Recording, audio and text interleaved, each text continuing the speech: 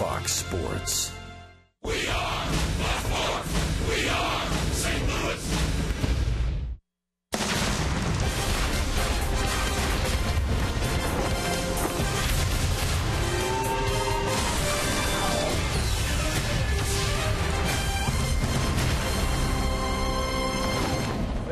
Welcome to St. Louis Cardinals baseball from U.S. Cellular Field in Chicago. A short two-game road trip concludes tonight. The Cardinals won the opener here last night, 8-5, behind Michael Wacha and his 11th victory. Glad you're with us. Rick Horton with Al Raboski. Wacha got a lot of offensive support here last night, Al, and Lance Lynn certainly deserves more of the same. Yeah, he really does. He's been the hard luck guy that doesn't get a lot of run support. He won last Friday, the first game after the All-Star break, and I thought it was one of his best games of his career. He really is very confident in his ability right now, and he attacks the strike zone. John Banks will pitch for the White Sox against Lance Lynn here tonight. The offense last night, where did it come from? Well, it came from Matt Holliday early on. A grand slam. Then it was Mark Reynolds later on. Where will the offense come from tonight? You'll find out right here on Fox Sports Midwest.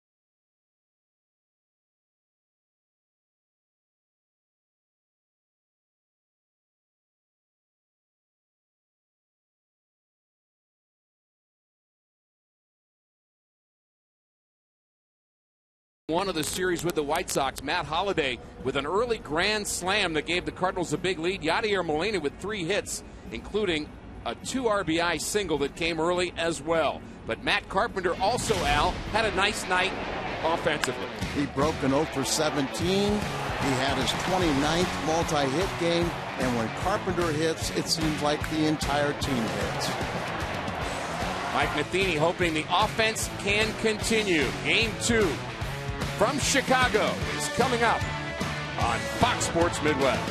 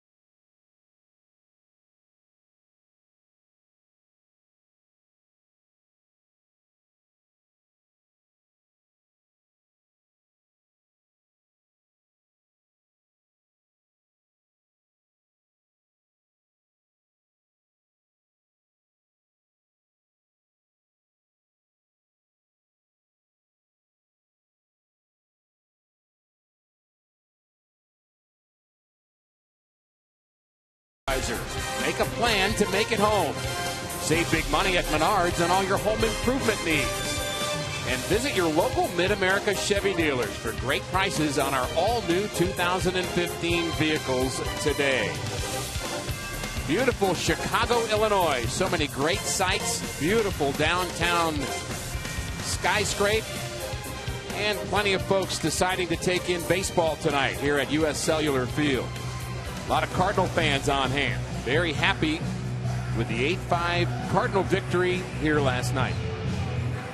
And we'll take a look at Mike Matheny's lineup here for Game 2. The same lineup as yesterday. Colton Wong will lead off and play second base, followed by Grichuk and Holliday here in the first. Peralta, Hayward, and Molina in the middle. Carpenter in that 7th spot, followed by Mark Reynolds and Stephen Piscotty, who made his Major League debut here last night. And another lefty for the White Sox. This time it's John Danks. John Danks, you see his numbers, still really trying to become the pitcher he was before he had shoulder surgery. He had a rare shoulder surgery where they, instead of the top of the shoulder, they went through the armpit. Didn't do that very often, and he's lost a lot of velocity. And the first pitch is a high strike to Colton Wong. Wong was 0 for 4 last night. He was hit by a pitch, scored a run. The Cardinals really hit the ball well here yesterday, and there's a long, hard foul ball off the facing of the upper deck, and Wong way out in front of that delivery. And his fastball, his only touches right around 90, maybe possibly 91, and he used to be really more of a thrower. Now he's trying to kind of live without that good velocity. And one of the things that Cooper, the pitching coach here, is trying to get him to do is go back to his curveball. So we'll see if that's a pitch he uses tonight. There's the curveball, broken bat, gets an out with it. as Abreu takes care of Wong, and we're underway here in Chicago. Hyundai pitch arsenal of the left-hander. You talked about that curveball. We just saw it. And the four-seamer, changeup, cutter, and sinker. And I think these numbers are going to be a little skewed because he's trying to really bring back that curveball. Last time out, he threw 6 shutout innings. And, you know, if he's throwing that changeup and it gets up, it gets hit very hard. So he's got to be very perfect with his fastball. He's got to keep the changeup down. And now reinventing the curveball in his arsenal is a pitch that maybe the Cardinal hitters are not that aware of. Facing Randall Grichuk. First start for Danks against the Cardinals, so they don't know a lot about him. Johnny Peralta's had a lot of experience from his American League days. I'm sure he's passed on some wisdom.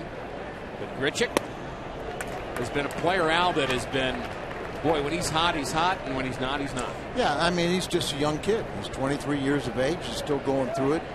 Johnny, you know, has hit some home runs, but not a high average against Danks. And you could see kind of Danks, you know, really is trying to find that his mechanics. You know, he'll fall off to the third base side, and a lot of times his arm is dragging.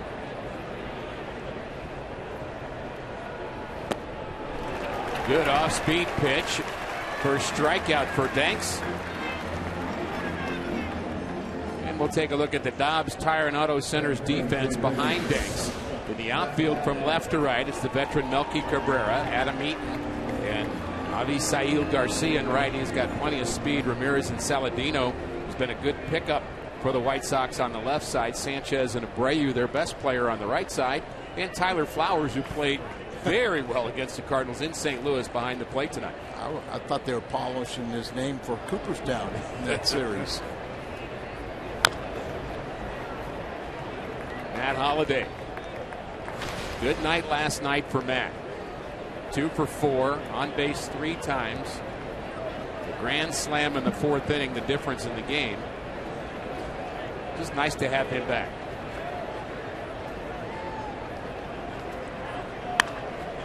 And a line drive, base hit over the head of the shortstop Ramirez. So the Cardinals get their first hit.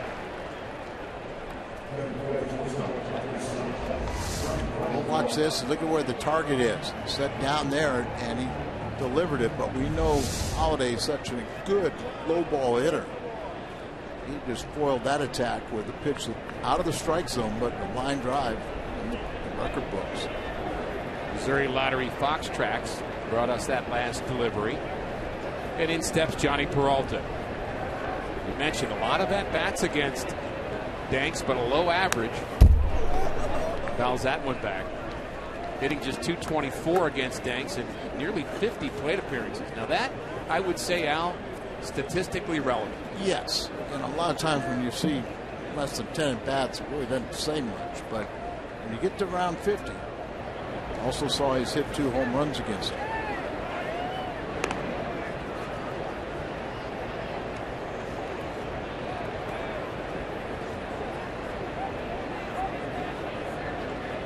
Interesting question, Al. What is a number where you'd say it is statistically relevant?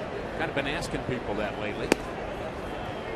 You say you're 2 for 4, you'd say big deal. The pitcher may have hung a couple of pitches. Right.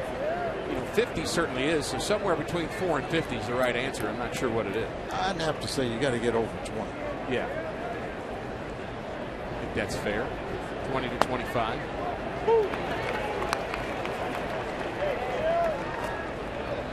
And then you got to look at it. How many of those were pre-surgery? How many were post-surgery? Recently? Yes. What has he done? The last 10 or 15 at bats. Hard hit to left, sinking line drive, another base hit. So two out singles for St. Louis. He went down to get this one. Well, I think some of it just happens to be. You see, there's the curveball, and it's down, but it seemed like it had a big arc in it. Yeah. And it's just because it's down doesn't mean it wasn't a hanger.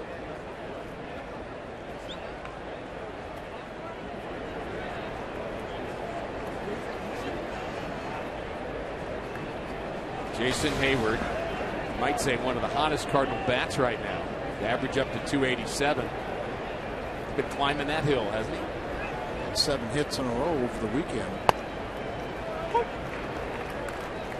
And he's done a nice job of hitting left-handed pitching. Cardinals certainly seeing a lot of left-handed pitching playing the White Sox.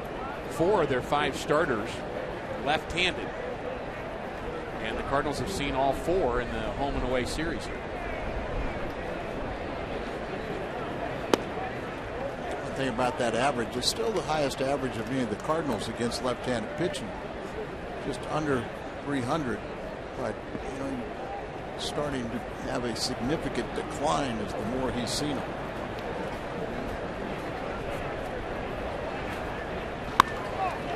Again out in front, Hayward. It's interesting, you're discussing the mechanical adjustments that they're working on with Danks, but he has such simple mechanics in one way too, which is kind of interesting. Well, because they've simplified it this year, and almost, you know, where you see really no wasted motion. There's Coop with it from Herm Schneider, dear friend. Hayward checks his swing. Hermie's been a trainer for a very long time. Went to spring training for the White Sox, and that's where I met Herm, and very, very well respected. 37 years as a major league trainer. Started out with the Yankees, was there just for a short time. 37 years out, he's seen a lot. In the dirt.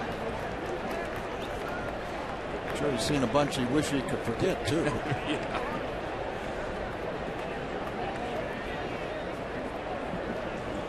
So a full count, the runners will be moving. That'll be an advantage to perhaps scoring Holiday, who is not running at 100%. You really have to think you need a double right now to score Holiday. And that's not a criticism, it's just a fact. They're off, and a swing and a miss as Hayward comes up empty. Asks if that was a strike. 2 strikeouts in the inning. We're underway in the Windy City.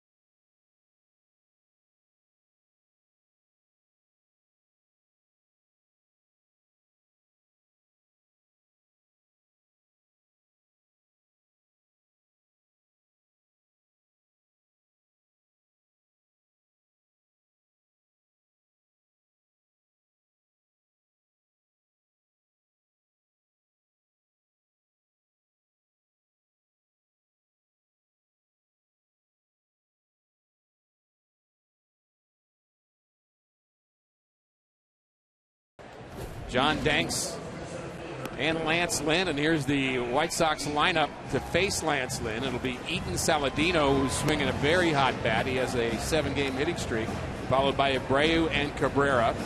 Garcia, LaRoche, Ramirez, Flowers, and Sanchez. A lineup that's really had a hard time scoring runs, and Lance Lynn has pitched very well this season. Yeah, he very easily he could have several more victories as he gets the 5th least amount of run support in the National League. He's pitched much better at home than on the road, but so have the Cardinals have played much better at home than on the road. But, you know, I thought his last outing, he was really spectacular. Complete command. He just attacked the strike zone And he can make his fastball do a lot of different things. 18th start of the season for Lynn. Third time he started against these White Sox.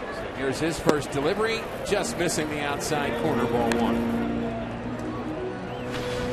Adam Eaton walked 3 times here last night. The Cardinals had a hard time throwing him a strike, and really runs well. Kind of a triples machine. Has 7 triples this year, and he had 10 a year ago. Lance falling behind the plate here, up behind in the count. Both of them identical, so you kind of think about your mechanics a little bit, dial it back into the strike zone. Make an adjustment, and he did. That's it. We say that a lot, Al, but that really is the game, isn't it? Making adjustments. Well, you know the difference, because as a starter you can do a lot of things,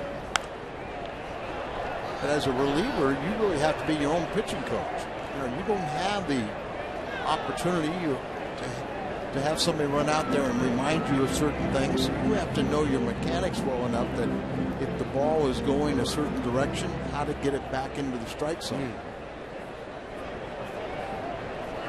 Always easier said than done, isn't it? It really is. And then to take it from the bullpen mound to the game mound is another tricky thing. Because your adrenaline's a little bit higher right where Lynn is right now. Derek Lilliquist has seen his staff pitch very well this season. Overall 2.68 ERA. And Lynn throws a strike on that 3-2 delivery, and it results in an out. Let's take a look at the Hyundai pitch arsenal of Lance Lynn. See the numbers right there, but if you add the 4-seam and the sinker and then the cutter on top of it, you see that he's throwing well over 80% are fastballs. But he can throw his what would be classified as a fastball anywhere from, say, 87 to about 94. And each one of them does a little bit different. Different movement, different location. Sure. You can make the same fastball more than one pitch just by throwing it different quadrants.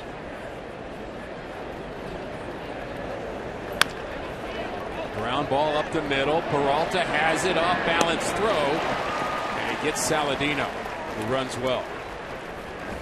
Nice play by Peralta. You mentioned yesterday only 3 errors for Johnny, anchoring the middle of the defense. Peralta and Wong in the middle, Carpenter and Reynolds at the corners, and a very young Cardinals outfield. Maybe the outfield of the future. Piscotty, Grichuk, and Hayward from left to right. Yadier Molina, 7 times he has won that Gold Glove behind the plate. Peralta, you mentioned it many times, Al, has been steady. Very steady. And then you add his offense. He is really shining in his second year here with the Cardinals. We're seeing him play some great baseball.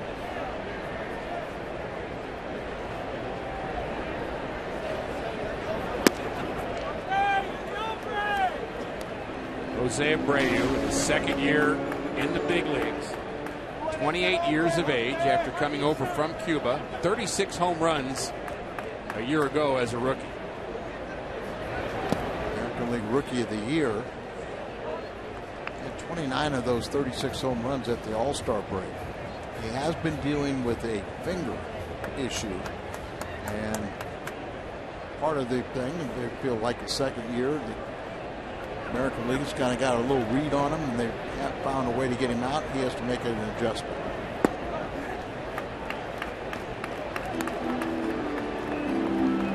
You can imagine it being a case, Al, a rookie comes up and they say, well, let's just pitch to him and see what he's got. Second year they say, hey, let's not pitch to this guy. Let's get the other guys out, and we'll work very carefully to Abreu. Jammed a bit. Muscles it into center field. There's Grichuk. Nice inning for Lance Lynn. Plenty of Cardinal fans on hand, hoping for more offense, just like last night. No score through 1.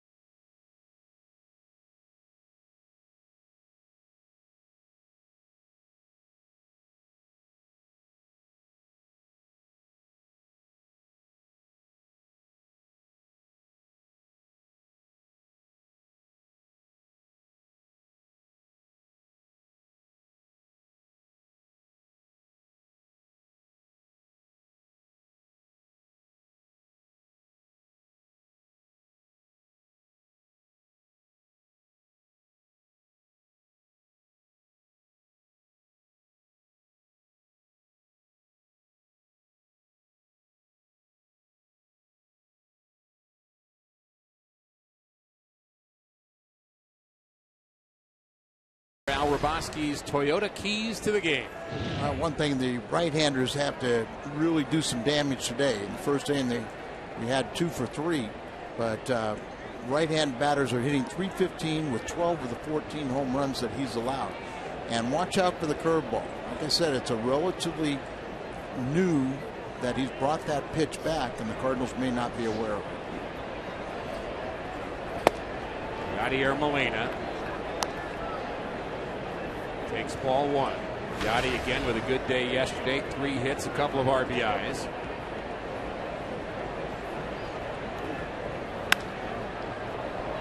Fly ball to right. That's Garcia. And out number 1.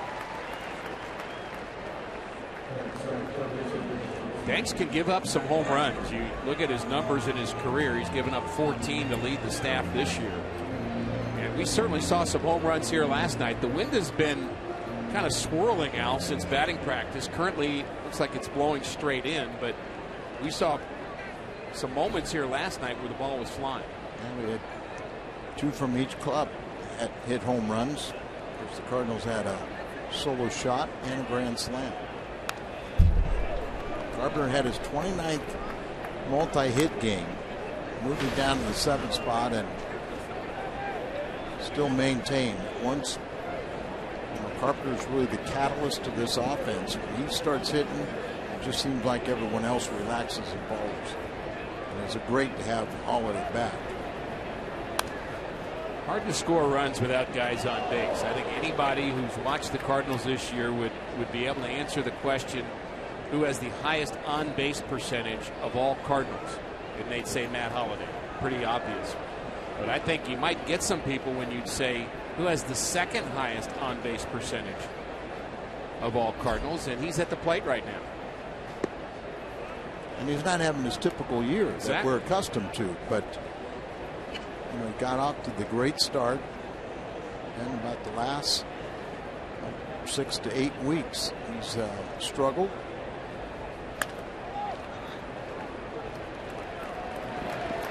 He bounces out to Abreu. Danks is making $15 million a year, and really he's a number 5 starter. Had that shoulder surgery and during the 2012 season, and really trying to come back from it. The first thing you hear when you hear shoulder surgery, I think elbow surgery, you say, well, that's going to get fixed and they'll be better. Shoulder, you kind of have a reaction of, well, maybe yes, maybe no. And it was a kind of a combination of the rotator cuff and bicep. Shift on for Reynolds, who takes ball 1 on the changeup. Ricky, you have any surgeries? I had elbow surgery, one of them. Tommy John or no? Different type? Bone chips. Oh, those are nothing. Well,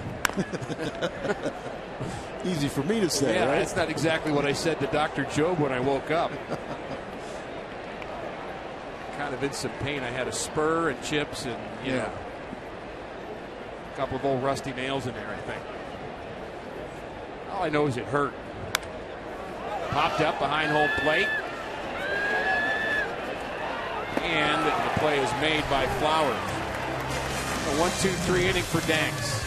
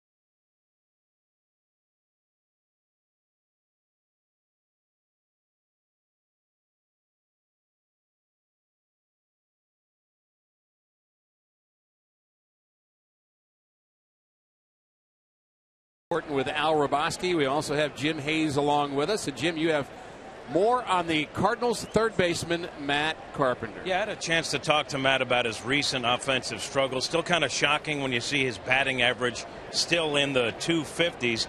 As you guys pointed out, did have 2 hits last night as Mike dropped him down to number 7 to take some of the pressure off Matt. Mike says Carpenter puts too much pressure on himself. Carpenter disputes that. He told me there's no question that he wears it when he doesn't perform, but he says he's always been that way, and he says most players do the same thing. But he says it doesn't affect his confidence. As he told me, I'm confident that I'm a good hitter, and I'm confident at the end of the year the numbers will be there. Rick, I believe it. As do I, Jim, but I've got to follow up on that word pressure, because I saw you actually trying to get that conversation with Matt Carpenter, and I saw you under some pressure. Yeah, I was just trying to do a little journalism, and suddenly I'm surrounded by Matt Holliday giving me grief, Mike Matheny behind me giving me grief, and then Jason Hayward joined in. I suddenly felt really, really small. And thank you to you and Al, because not that you could have done anything anyway, but you just sat there and left me hanging. That's what you did. I was wondering if you noticed that. We were rooting for the other guys. Journalism was done, though. Yeah, well, I'm glad to hear that. But boy, they just surrounded you and wanted to make sure that you knew what you were doing there, I guess, as Cabrera strikes out. But Jim, as always, it's good to get your reports from the Cardinals dugout, from the clubhouse, and I wanted to follow up on a couple of other guys on the injury list.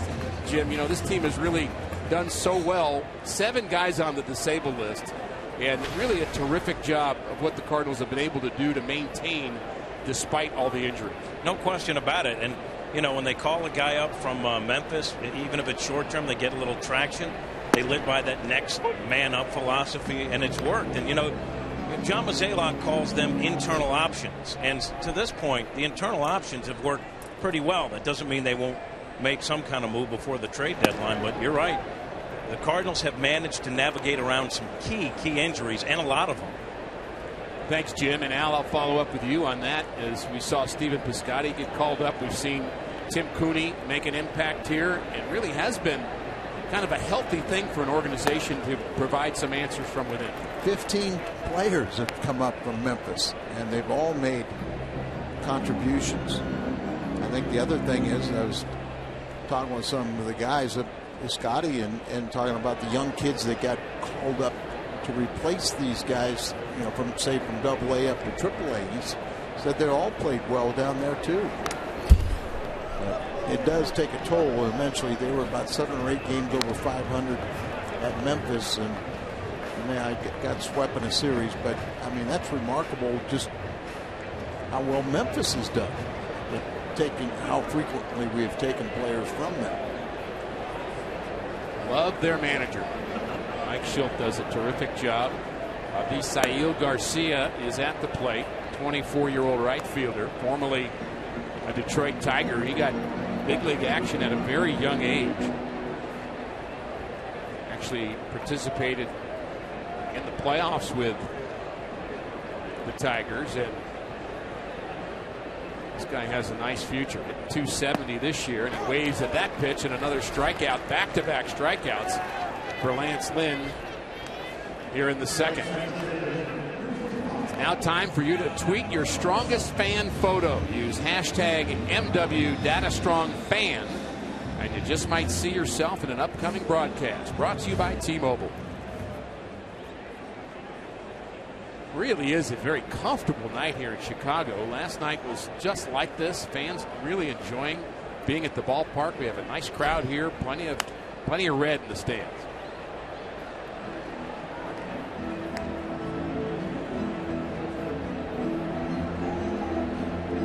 The idea that the White Sox are very pleased with all the visiting fans that have come up here. Just like Wrigley Field, we see a tremendous amount of red there, but not that often you get to see the Sox.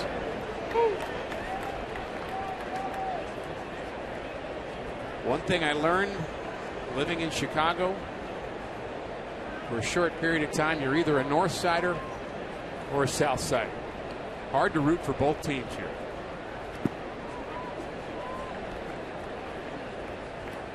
know it's very similar to New York. Yankee fan, Met fan, depending on what part of New York you live in, and certainly true here in Chicago. And they haven't had a lot to root for lately. I saw a little quote in the paper today. Somebody, Sox fans said, we root for two teams. We root for the Sox and anybody playing the Cubs. Understood. Fastball outside to Adam LaRoche. LaRoche, certainly a power potential, 35-year-old journeyman in some ways, but he's put together some nice seasons. 2 times he hit, actually 4 times 25 home runs and twice over 100 RBIs. That one is sky high to center field. And Grichuk one-hands it. Good inning for Lance Lynn. Well, maybe it'll be about pitching again tonight.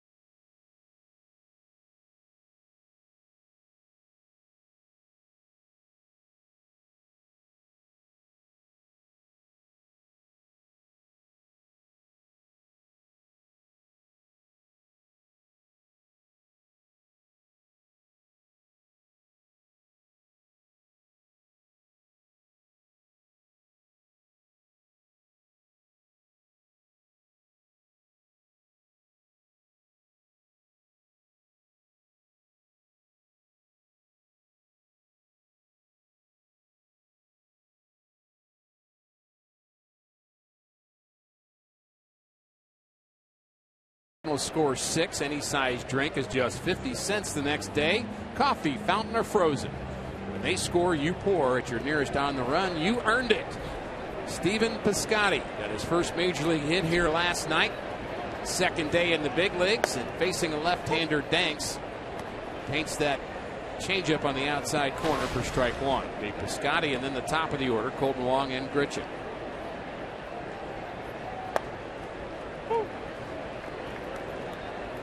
Piscotty getting his first hit yesterday. Also made his first error in left field. Scored his first run. Danks getting that outside corner in those first 2 deliveries. Yeah, and I talked to Piscotty too. It's about the 4th inning he started breathing. But, which helps. Oh, yeah, it does. Line drive, but it's handled by the shortstop. Ramirez has very good hands and makes a nice play there. Also nice that Piscotty's got quite a fans club here. He's got his mom and dad, his grandfather, a couple brothers, an uncle, some high school friends, and so they're going to make their trip down to St. Louis also. Hit that ball right on the nose, and like you said, Alexi Ramirez is an outstanding defensive player. Not that that was the hardest ball that they'll probably have to deal with today, but still a nice sinking line drive. He made a play. I mentioned it earlier, Al, but you think about the 3 batters for the Cardinals this inning: Piscotty, Wong, and Grichuk, and you think about their age. I mentioned the outfield earlier, but when you look at these 3 guys back to back to back, you're talking about a 24-year-old Piscotty. Colton Wong's just 24. Randall Grichuk 23. You got a team that's winning with young players who are making big contributions. Like I said, even the guy that's been around a long time, Hayward's just 25. Seems like he's older than that, doesn't he? Yeah. Here's just 24-year-old. Right? You had Waka to that, Rosenthal to that. Waka turned 24. He's still 23.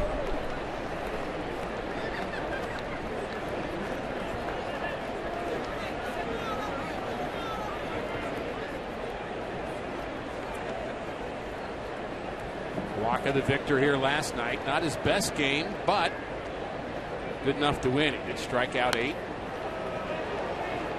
He gave up 4 hits in 5 innings. So to say that it was a terrible game, that's not really a true statement either. He just gave up those 2 home runs in the 5th inning when he just lost his command, and it turned into a 5-run outing for him. 100 pitches through 5. He was so good the first 3. Swing and a miss. He threw that one by Colton Wong, which shows you don't have to throw 98 to throw it past somebody.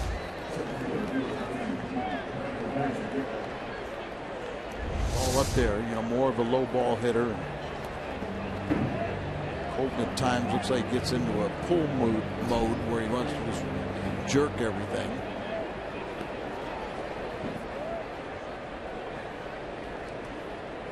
Richard struck out the first time, but I would think he would have some success against it. I would think so too. Yeah. Grichuk's going to be the kind of player that will kind of maybe look bad one at bat. Talking about it being streaky, but boy, dangerous at bat late in the game, no matter what kind of game he's having. He's going to have some games where he's going to look bad all 4 or 5 times at bat, but he can also turn around and win you a ball game with his glove. And there'll be other times where he's going to look like you can't get him out.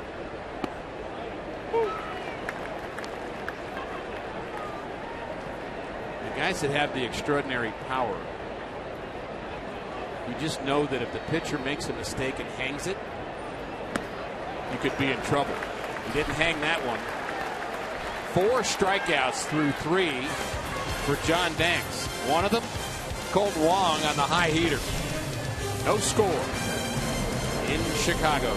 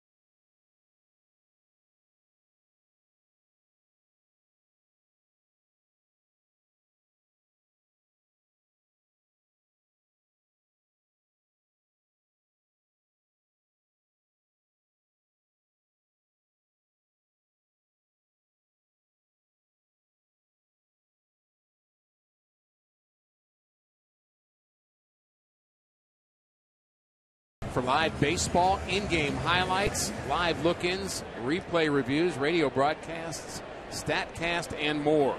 Get MLB.com at bat for your smartphone or for your tablet. Lance Lynn facing the bottom of the order for the White Sox. That'll be Alexei Ramirez, Tyler Flowers, and Carlos Sanchez. Ramirez having an off year offensively so far at .224.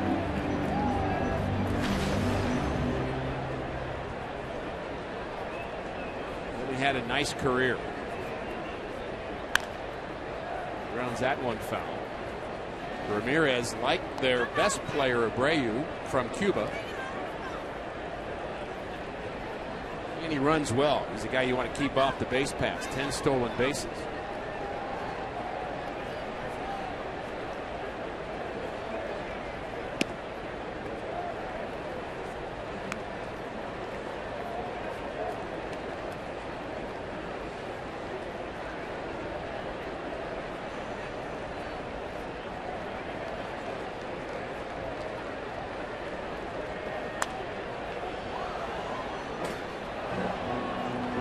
Simplified motions. Lance Lynn has simplified his delivery since getting here. Again, part of the work of Derek Lilliquist, finding out how he can get into his zone, get a repeatable delivery. And a ground ball to Peralta. Takes care of his counterpart. And a little bit of the proof in the pudding for Lance Lynn is our BJC difference maker, that the strikeouts are up as a percentage and the walks are down. 2015, striking out 25.7%. You see how he's increased that over the years, and the walk percentage much better. And I think he also has done it by not trying to strike people out. You know, when you're trying to strike everybody out, you're going to usually walk a bunch of people because you're trying to be too fine. But when all of a sudden you kind of figure it out and you're trying to get pitch to contact, you know, you're more in the strike zone, but you're making, you know, you have better command and put it where you want it. He's a guy that you just don't ever worry about, you know, pitch count with. He's so big and strong that he could throw, like the old days, 130 pitches if they ever let him.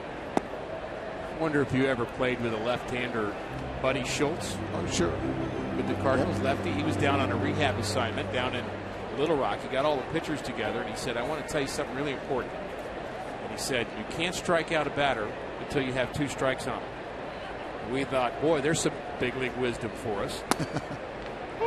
But it really, he really was making a point that if you're just trying to get swings and misses all the time, you're going to wear yourself out. Wait till you've got an opportunity to put them away and then come up with it. Like that. Third strikeout for Lance. And, you know, we talk about guys, look at the ball run. It ran all the way across the strike zone. But you talk to Bob Gibson, you know, Tom Seaver, guys that gave up a lot of home runs at times, but they were solo shots because they take a guy at the bottom of the order and say, hit the ball. Line drive just over the head of Colton Wong. Good effort there. And that's the White Sox first hit. Carlos Sanchez, the switch hitter. There you are. You know, you got the 9th place hitter, and you say hit the ball. Well, every now and then they're going to hit it right on the nose. But well, what happened if that ball was line drive a few inches lower and Colton Wong catches it? It'd be a 1 pitch out that would keep Lance Lynn in the game longer. So it's when you get guys on base and you get in trouble is when all of a sudden you should try to, with 2 strikes, get the strikeout. This is trouble into the left field corner. Piscotty runs it down, gets it in very quickly, so they're not able to score Carlos Sanchez. Boy, Piscotty really ran that ball down quickly, got it out of his hand quickly into the infield. The throw kind of short-hopped the cutoff man, but good work by Piscotty. Remember, he signed as a third baseman, so they moved him to the outfield because he had a strong throwing arm. But see right there, he just wanted to get it back into the infield as quick as possible. He's all the way on the warning track, and that stopped Super Joe McEwing. Stopped the runner at third base. I don't think he had a chance of scoring. He should would have run into an out if the Cardinals executed the relay throw, which we think they would have. RBI opportunity for Tyler Saladino. He has a 7-game hitting streak, and he takes strike 1. He's only played 8 games in the big leagues, and he has a 7-game hitting streak. I'll help you with his bat. He was hitless in his first game. There you go. And then. That's how that happens. Wow, you are on it tonight, Al, as usual. You went to Virginia. I got to help you. Division III school. Easy. We may have some viewers that went there too. You may not just be offending me. I'll just let you know. By the way, it's a Illini night at the ballpark here. Well, trust me, I was only trying to offend you. Understand. Not anybody else. We have plenty of people here from the University of Illinois enjoying this ball game. 1-1 the count to Saladino, and that pitch is high, 2-1. Saladino has really been a late bloomer. Early minor league years, he was a 220, 230, 240 hitter or so in the minor leagues, and really broke out a year ago, hit 310 in AAA, and next thing you know, he's in the big leagues at 26. It's kind of one of the exceptions to one of George Kissel's beliefs. They don't hit in the minor leagues, you know, almost when you first start, you're not going to hit. But there are exceptions to it. He's figured something out. Hitting 355 in his young big league career. And he's ahead in the count here. He's had back-to-back home run games. First one was Sunday. Danny Duffy of the Royals, and then last night. But now it's a time for Lance Lynn to go for that strikeout.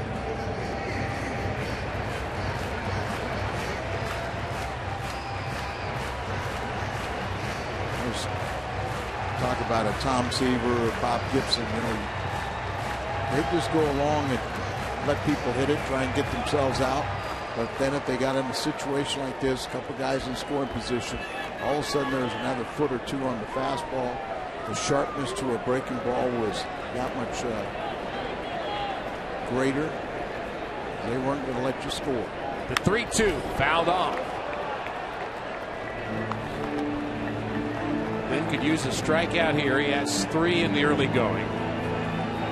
Back-to-back hits for the White Sox with 2 outs, and the Cardinals have been so good so far this year at stranding runners. Another opportunity here for Lance.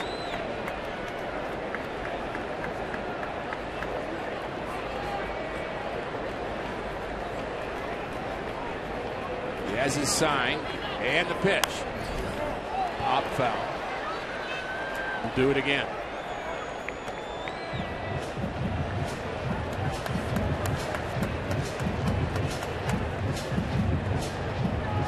The story of this Cardinal team in 2013, the National Championship season, was hitting with runners in scoring position. One of the stories this year is the Cardinals pitching with runners in scoring position. It's been outstanding. 330 was the batting average as a team for the year. Cardinal hitters with runners in scoring position. This year the pitching has just been, as you said, historic. And it's a called third strike, and Lance Lynn adds to his strikeout total. Cardinals so good with runners in scoring position. No score through 3.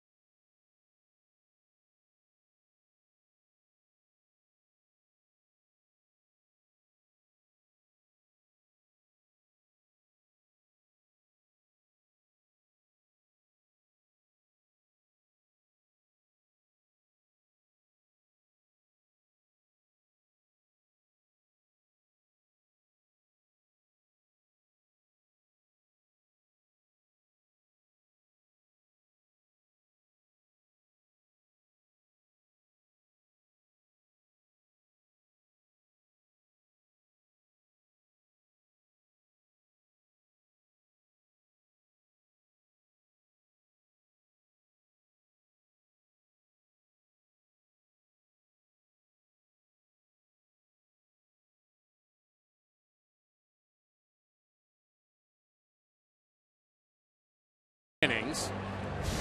And it's time for our Kia in the driver's seat. Take a look at the Cardinals' opponent's average with 2 outs and runners in scoring position. Really hit an historic number, Al. 165 batting average. Really been a strong point for this Cardinal ball club in 2015. Fly ball to left. 1 pitch, 1 out. Still a long way to go, but wouldn't it be amazing if they can continue this? Every single day, you know, the Cardinals are getting such quality pitching. You really do take the field thinking you're going to have another victory. And they feed off each other.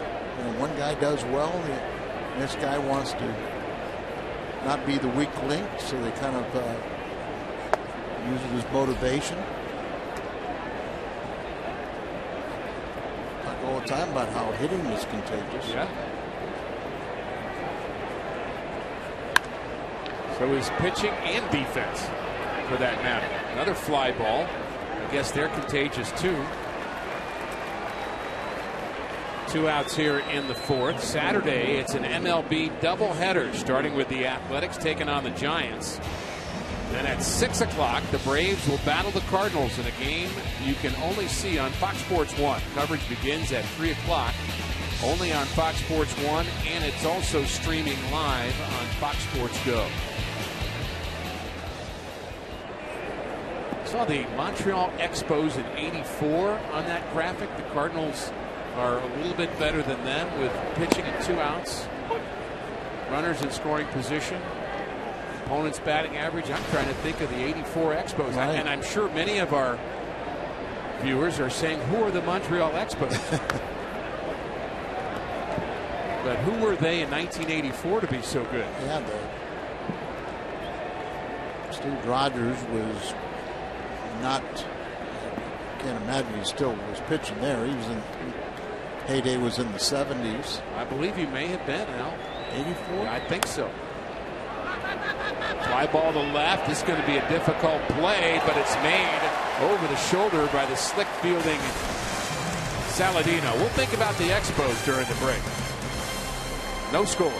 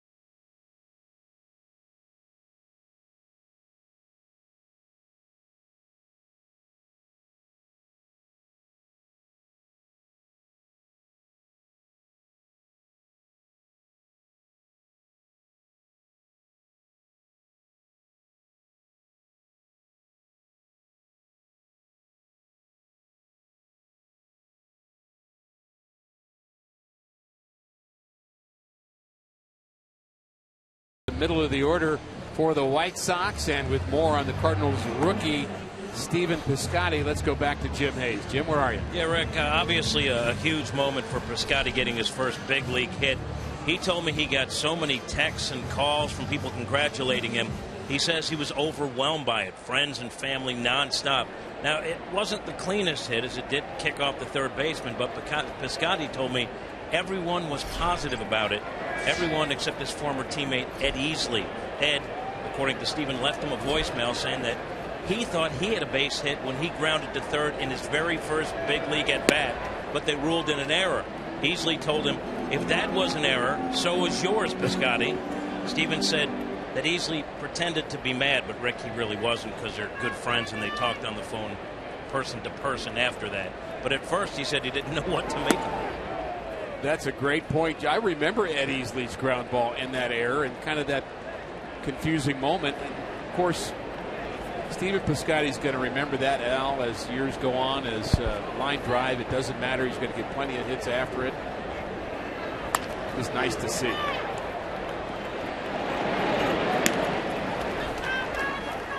So we'll let you judge. Is this a hit? Or is this an error? We're not asking you, Ed Easley. We're just asking everybody else. Boom. Must be a hit. That's out. Ball. And in the possession of Stephen Piscotty. Congratulations. I'm wondering, Al, if some of those texts were meant to Piscotty to wish you a happy birthday too, because I think you got more text yesterday than Piscotty did. I hope he had more.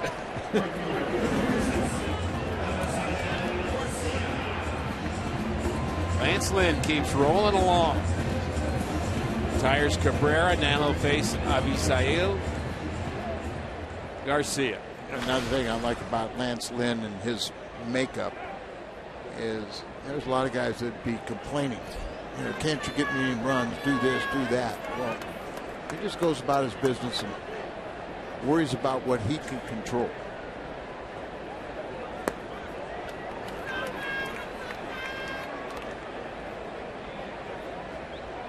It is odd that every year there seems to be one guy that gets a ton of runs and one guy that gets very few.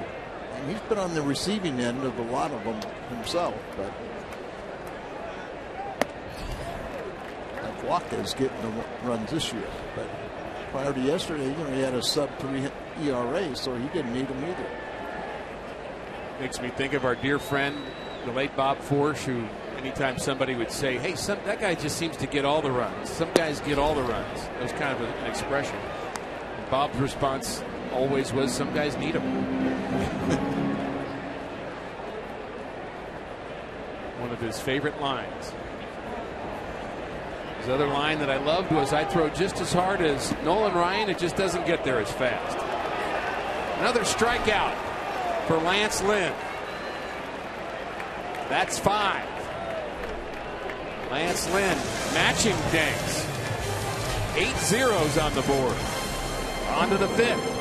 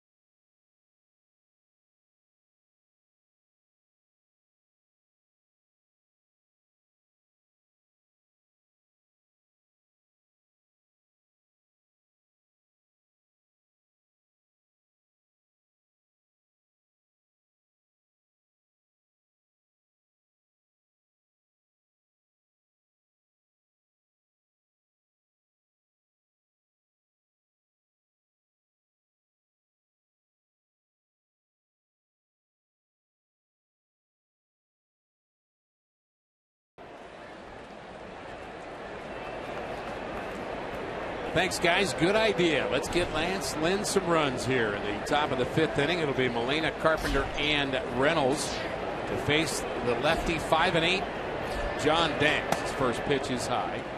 And Al, for all of our viewers who are big 1984 Montreal Expo fans, and I'm talking to both of them, we did do some crack research here and found out that the starters that year were Dan Schatzeder, Charlie Lee, Bryn Smith, the former Cardinal, Bill Gullickson, and Steve Rogers.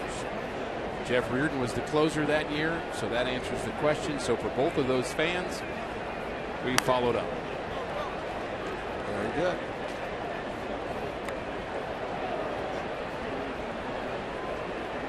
Two and one the count on Molina. Flew out to right field in the second.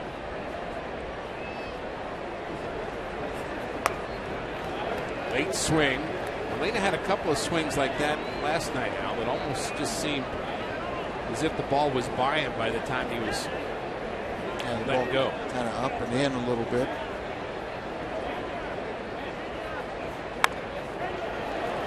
Good swing there, up the middle, tough play, and it's not made by Sanchez.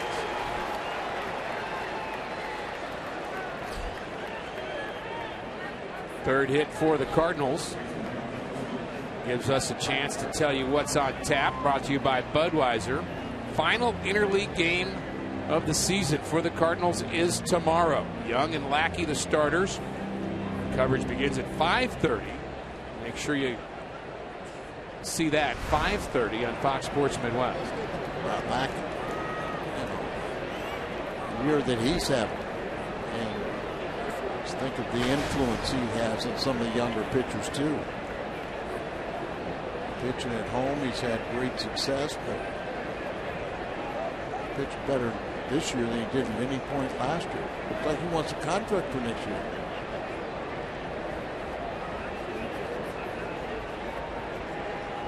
Not a bad idea. Late swing. Strike one on Carpenter. Cardinals losing Adam Wainwright. Jaime Garcia has been effective when he's been available, hoping to see him come back, but you've got some issues a couple of issues in the rotation, but certainly some issues in the bullpen. Jordan Walden, I think, is a big missing piece, but guys have just stepped in, and as Jim Hayes and you both said earlier, really done a nice job of filling in. Good slider there. I had a conversation with Matt Belisle. He's on the disabled list, and I asked him first time, you have a little setback, and he didn't want to classify it that, but they really have found out what the issue is. And Dr. Paletta was able to diagnose something, and now he's all excited because it feels like we know what the issue is and what they're going to get taken care of, and so he, at least in his mind, he's starting the recovery process. And Al, I would guess that anybody who's had an injury, you don't have to be a baseball player to feel that. You just want to know what it is at one point. You've got pain and you want it diagnosed, and for Belisle to finally understand kind of what is. And it's nothing real serious. Right. It's something in the forearm and issue. But how do you treat what you don't know when you don't know the problem? And that's it. It's like, every time he went to try to test it, it kind of started flaring up again. So now at least they feel in his mind that they're on the road to recovery, and that'll be another experienced arm down there to take a little pressure off some of the guys. Big hole on the right side for Matt Carpenter. Grounded out to first in the second. Takes that breaking pitch low. Good plate discipline there by the Cardinal third baseman. 21 doubles on the season for Carpenter. He has the right field line to deal with too. They're really playing him in the right center field gap, almost daring him to pull the ball into that right field corner. And the pitch, grounded foul. A couple of years ago he had 55 doubles. Been sitting on 21 doubles for quite a while, but just kind of take baby steps. You got this First multi-hit game in quite a while yesterday. And see if we can't get him consistently being the offensive weapon that we know he is.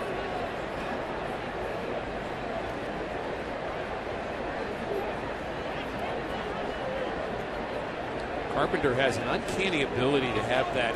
I don't know what to call it other than to say it's just kind of a half swing where he doesn't really finish it.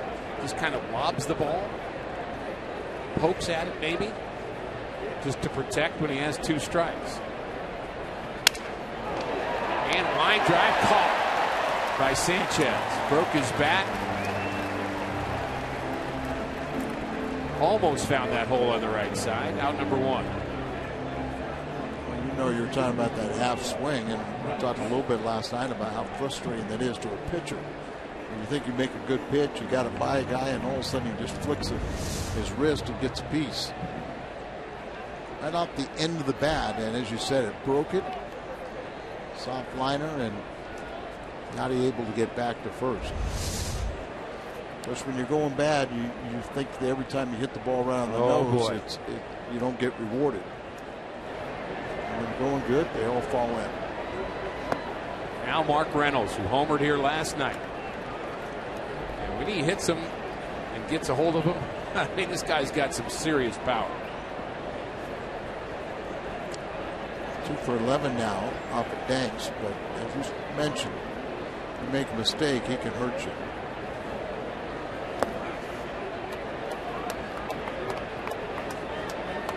So far off the line again in right field is Garcia. I just wonder whether it has to do with Danks not being a hard thrower, a guy that's not really going to kind of blow it by you. You don't expect a lot of late swings from right-handers, but that is taking away the right center field gap right there. Really bunching the outfield, like you say, way off the right field line. A lot of changeups and a lot of cutters. Reynolds jammed. Out goes Ramirez. Number 2.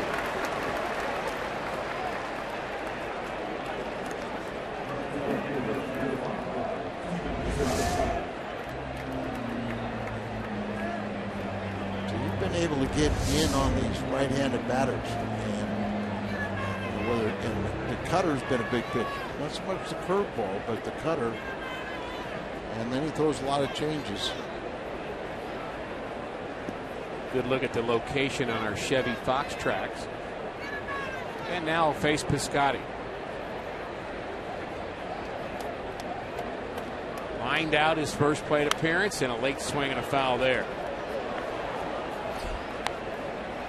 You wouldn't call Piscotty, you talked about it last night, a classic home run hitter, but he's a guy that occasionally will run into one. Well, really, prior to this year, he was truly a line drive hitter, and then they've asked him, you're a big guy, you're going to get even bigger and stronger. And there's a line drive down the right field line, a long way to go for Garcia. Finally gets to it. Molina advances to third, but can go no farther. A double to right for Piscotty, and the Cardinals with 2 runners in scoring position all of a sudden here in the 5th inning. Well, we'll take that extra base hit. Good concentration right there. The ball down and away. Slices it. Yanni gets all the way over to third base. Piscotty's in second, so 2 in scoring position. We need a 2-out base hit.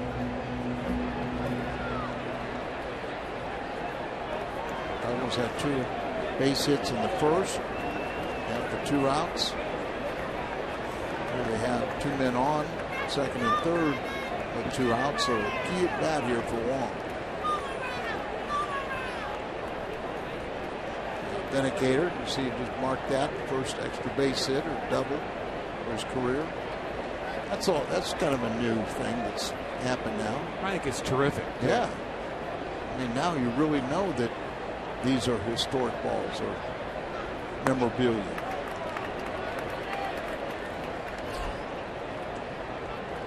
For a ball in the dirt, blocked by Flowers. That's important when you think about a runner at third base. Breaking ball could be a pitch of choice to the left-handed hitting Wong, but he's not going to want to snap it off too much. Good swing there as Wong was trying to drive that ball back up the middle. 1-1. Banks has committed 6 wild pitches.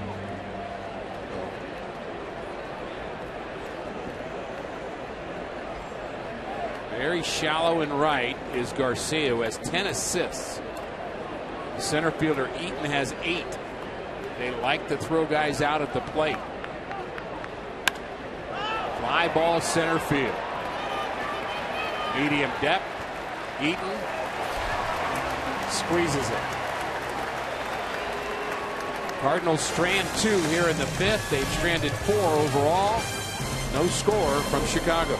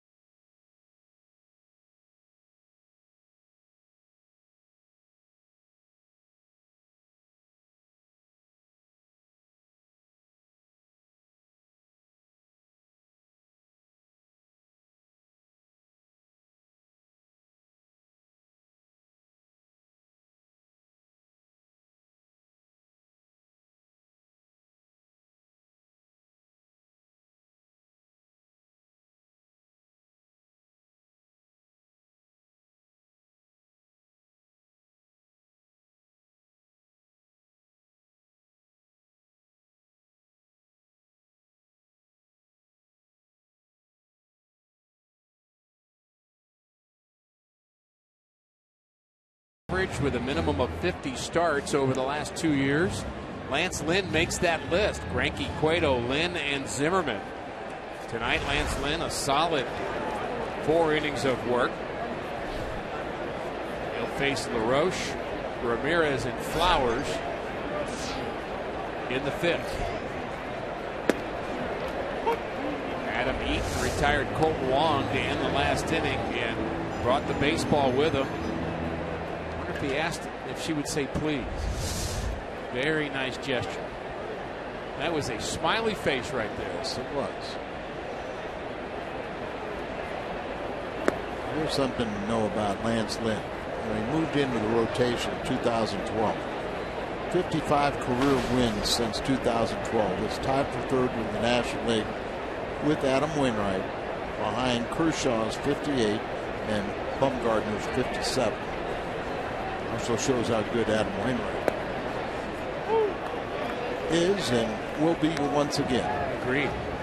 In some ways, Lance Lynn, I don't know if it's fair to say that. He was an all-star in 2012, but in some ways he's still kind of nationally under the radar to me. I think he's one of the most underrated pitchers in the game. Tried to overthrow that delivery. Threw it at 94, but didn't get the location. Trying to finish off LaRoche. Struck out 96 times this year.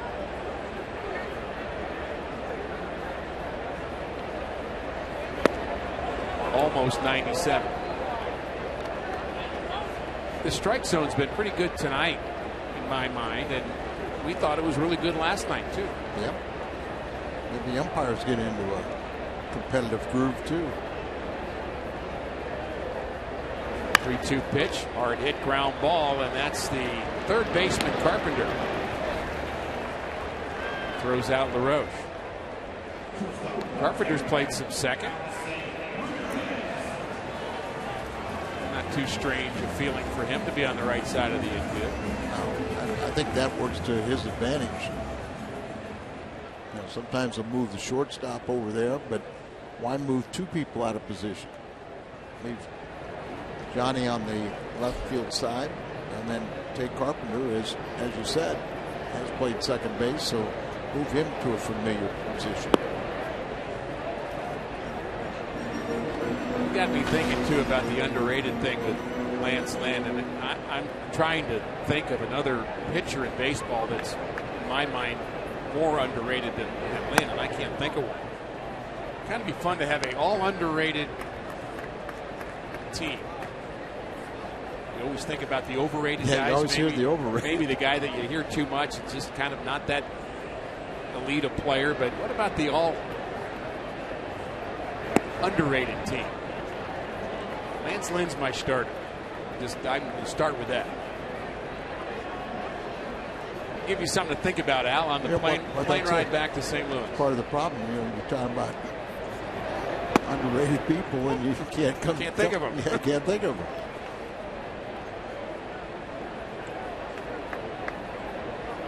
(3-1) count to Alexei Ramirez, who bounced out in the third. And that's a high chopper. It's going to be a tough play. Let it go, maybe. And he does.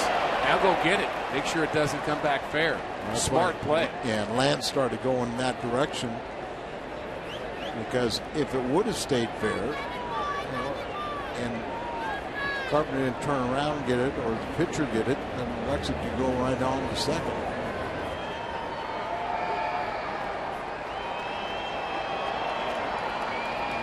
That was the only choice he really had. If he stops it right now, it's going to be a base hit. So let it go foul, and most of the time it will. It's one of those situations that really, when you, during batting practice or even before batting practice, you should roll some balls up and down the right, first and third base lines and see if the ball will go fair or foul. Swing and a miss. Strikes out Ramirez, comes back to get him. Another strikeout for Lance Lynn. Number 6. Look at the movement. And that's what we talked about Lance. You know, he throws so many fastballs, but he can make the ball do different things, move different ways, and he changes speeds off. You know, between your sinkers, your cutters, your four seamer.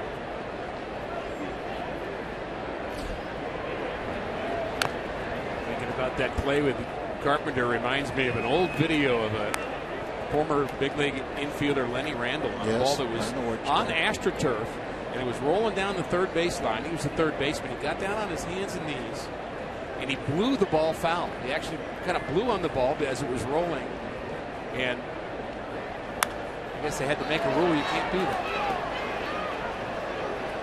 They called it a base hit, as I recall.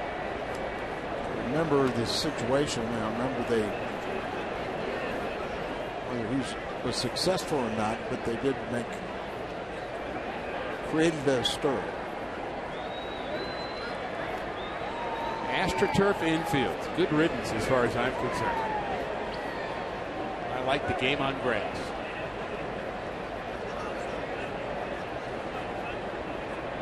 Oh, 2 the count to Flowers. Struck out in the third, hurt the Cardinals in St. Louis on the 30th of June and the 1st of July. He homered in the 11th to win game 1, and also homered in the 9th as the Cardinals dropped 2. We were putting the plaque in Cooperstown for him. Right. Who is this guy?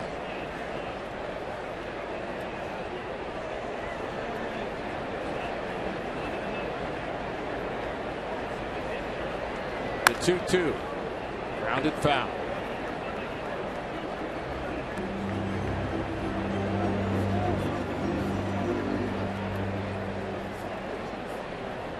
.74 pitches.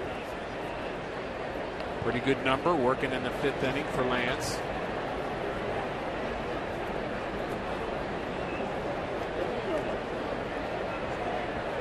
And the 2-2. Swing and a miss. He gets another one. High hardwood. 2 strikeouts in the inning for Lance Lynn. Perfect night for baseball.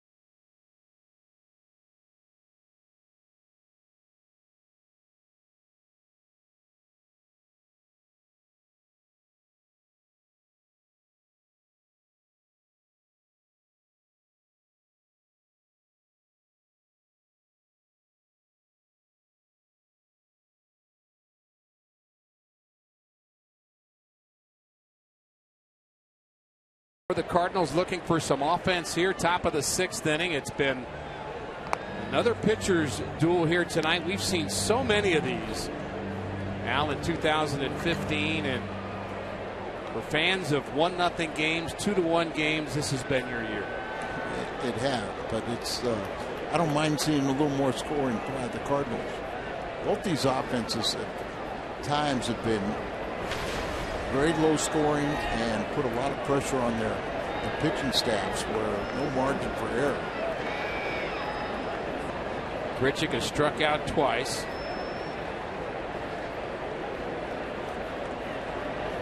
But always a dangerous at-bat for Grichuk.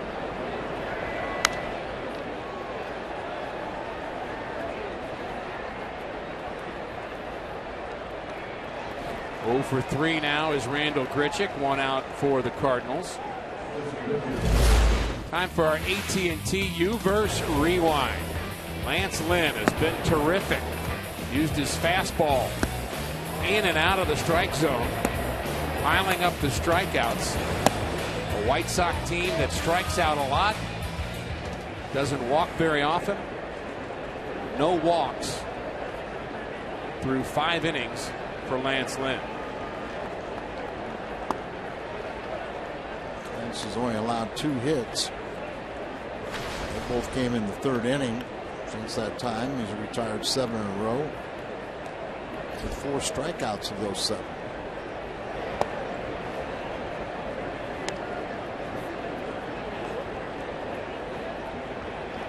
Thanks. Mentioned his last time out was 6 shutout innings, and now he's back-to-back starts. Very good for him.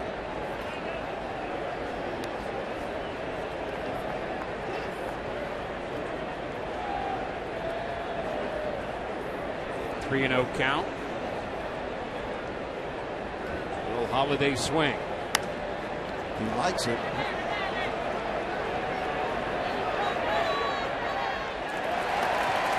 He liked it, but so does John Danks.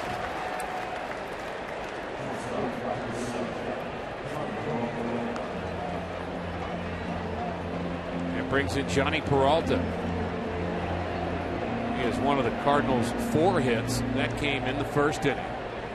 And Peralta has 107 hits on the season. Extended his hitting streak to 8 games with that 1st inning single, and he's 5th in the National League in hits. How about that, Rob? He's having quite a year. I remember also everybody thought he was more of an offensive player, but Cardinal metrics said he was better defensively than a lot of people thought, and he sure has proven that. First 2 years of his free agent contract. I just personally really like him too. Very easy to like. Always smiling. Very polite. Willing to do interviews with Pat Parrish, Jim Hayes, whoever happens to be down in the clubhouse, and he's had plenty of opportunities to do that. Come up with a bunch of big hits also.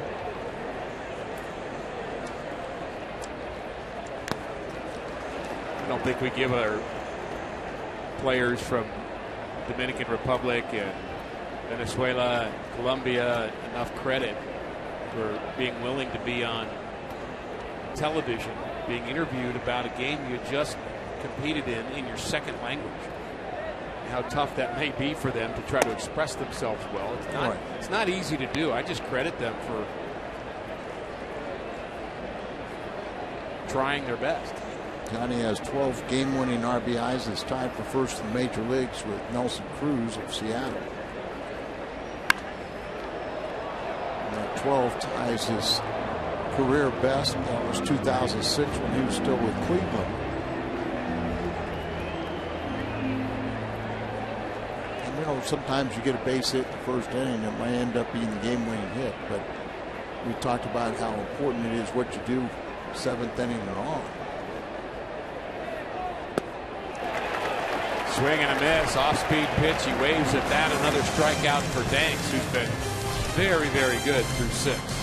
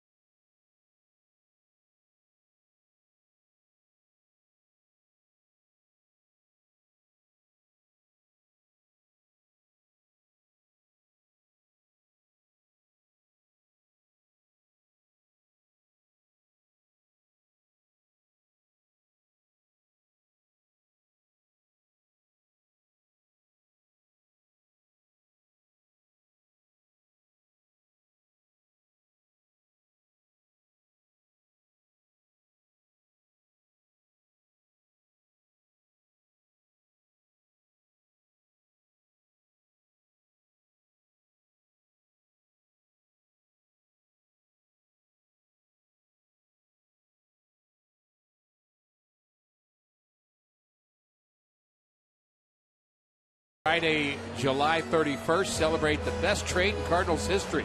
25,000 fans ages 16 and older will receive a one-of-a-kind Lou Brock bobblehead courtesy of Lindenwood University. Bobblehead features Brock changing out of a Cubs jersey, revealing a Cardinals uniform underneath. How about that? Tickets at cardinals.com/promotions. Clever with these, aren't they? No doubt about it.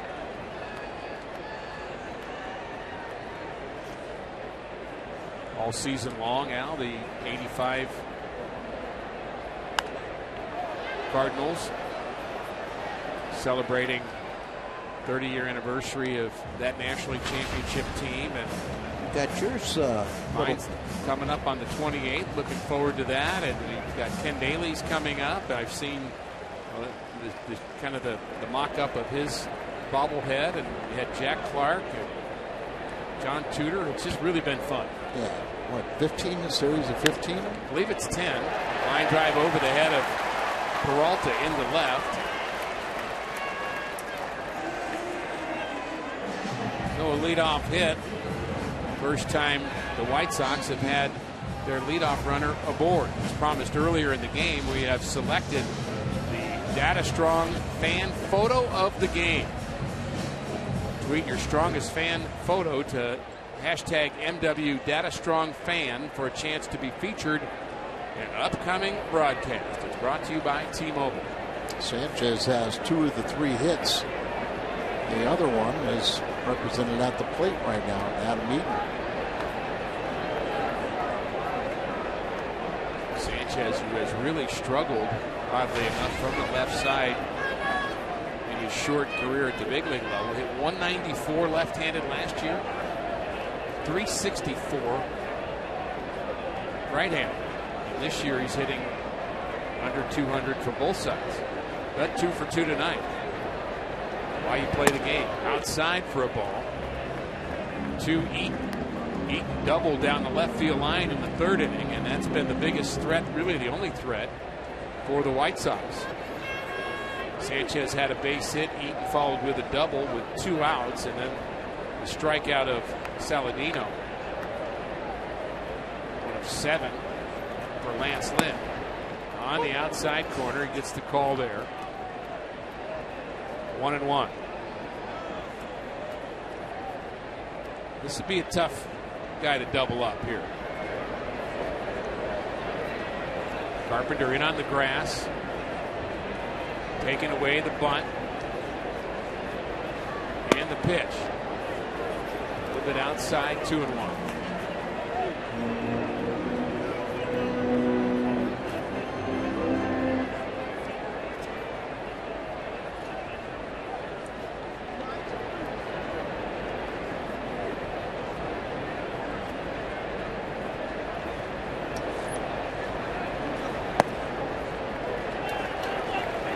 Now 3-1. Lynn not sure about that call. He asks, was it up? And reluctantly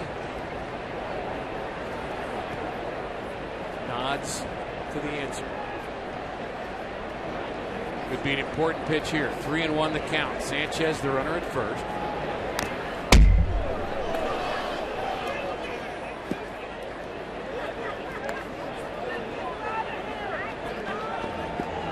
Challenging Eaton. Eaton does have some power. Yes, don't be surprised. Just looking at that, 7 home runs. A lot of times you get a guy like this, you think he doesn't have power, you just elevate the ball and make him hit it to center field.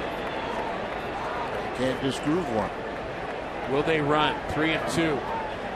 Here's the pitch. Big swing and a foul. Ventura knows the reputation of Yadier Molina, but there's certain times you just have to do it. And that's what a time I would suspect that he would want to send that runner. Trusting Eaton not to strike out, but you've got a strikeout pitcher in Lance Lynn. And a cannon behind the plate in Yadier Molina. Is he going again? There he goes, outside for a ball. So 2 base runners for the White Sox here in the 6th inning. And Lance Lynn's going to have to go to work right now. Kids 15 and younger will be able to run the bases, weather permitting, following the Cardinals-Royals makeup game tomorrow, July 23rd, presented by Prairie Farms. There are also 2 more kids run the bases opportunities during the homestand, following the Sunday, July 26th game against the Braves, and the following Sunday, August 2nd. And then Cardinals will host the Rockies on that day. 2 runners aboard. Tyler Saladino at the plate. Now you need the double play. First pitch. Fouled off. If you hit the count is the best way to get him out.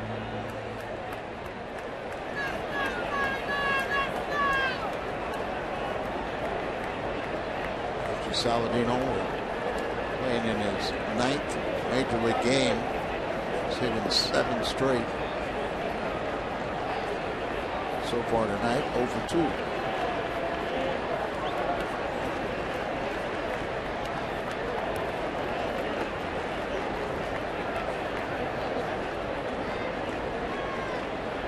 Pitch. Saladino is from San Diego, but he went to Oral Roberts University.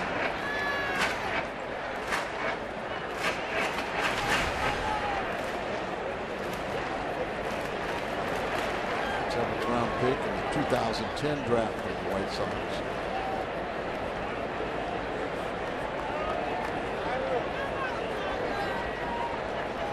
Molina flashes the sign and outside for a ball, 2-1. So in a game with very few offensive opportunities, the White Sox have one here in the home half of the 6th.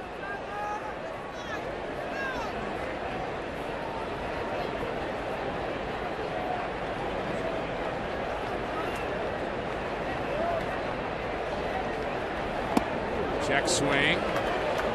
Didn't go. 3-1. Is the count. Making it that much tougher for Lance to get him out. It's early, you know. Saladino said he's only playing in his 9th game. This is his 33rd plate appearance, but no walks yet.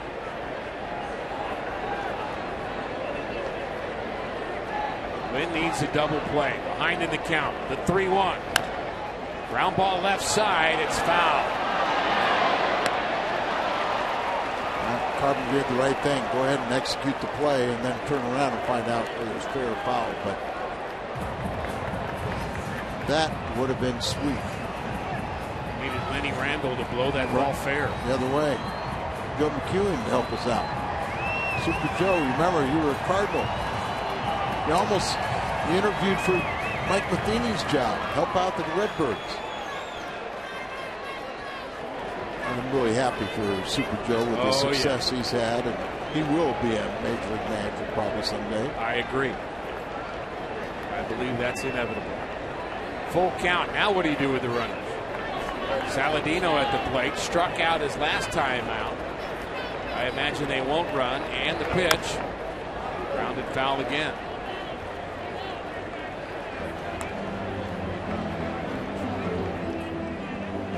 Wasn't thinking they would run on that, but you got to think in some way. Robin Ventura might say, I wonder how much of am I looking into the future of that foul ball that they turned to a double play.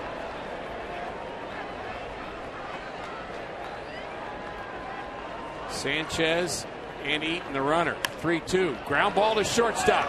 Peralta has trouble getting it out of his glove and is only able to get one. So a missed opportunity, perhaps. The ball wasn't hit very hard. Peralta tried to be so quick in the transfer, he's only able to get Eaton coming into second base. You know, nobody feels worse than Johnny Peralta, but it's where Lance Lynn, and, you know, for young pitchers, you know, you see he wants to do everything, but you see he didn't get the exchange, did hold on it, got one out. Double play is still in order. But as a pitcher, you got to go out there and say, okay, I'm going to show my fielders that I can pitch around them. We're not going to let them score, and we're going to get out of this inning. And boy, will that be a big lift when you take it into the dugout. See if Lynn can accomplish that. First pitch to Abreu outside for a ball. Cabrera will hit next. Abreu is flown out to center and bounced out to second. And he's also hit into 14 double plays. How about number 15? Lynn set at the belt and the pitch. Hard hit to left, base hit. That will score Carlos Sanchez. And the White Sox on the board first here tonight, 1-0. RBI base hit for Abreu. 48th RBI, and that was a rocket off of his bat. That was the highest average, most home runs and RBIs for the Sox, just like Johnny Peralta for the Cardinals.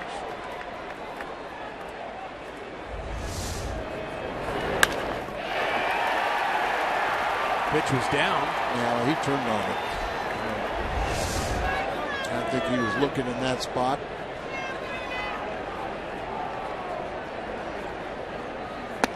Minimize the damage. That's the job for Lance Lynn right now.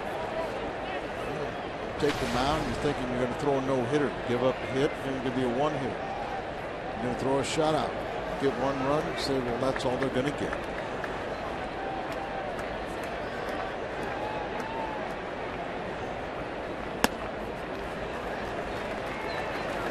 Cabrera 3 times has hit 300 in the big leagues. Best year, All-Star season, MVP of the All-Star game in 2012. He had 346 for the Giants, but also had a drug suspension. Yes. On his 6th major league team, but he can still hit. Lynn is just missing. They got the activity in the bullpen right now. Looks like Randy Schode is throwing as we're at 97 pitches. It's really not that big a deal with Lance Lynn, but it looks like I got to question whether he's going to get much beyond the 6th inning. See if he can come back on Cabrera. There's strike one.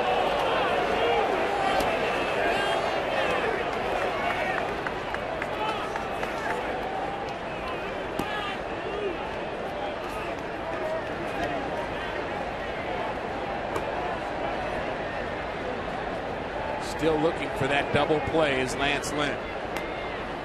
Hard hit center field, and a base hit down in front of Grichuk. A strong throw to the plate, not in time.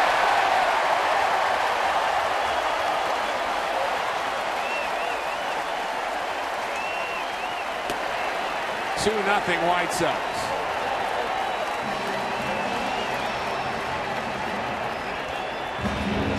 Base hit, walk, and 2 RBI singles this inning. He just takes off, comes on home. Brewer has to like that one.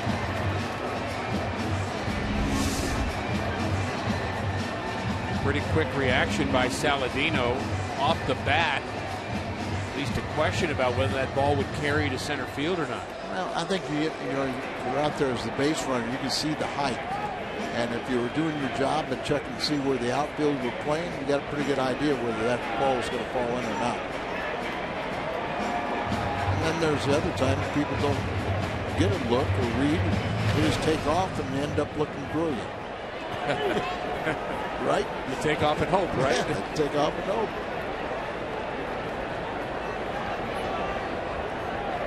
Cardinal fans certainly remember the base running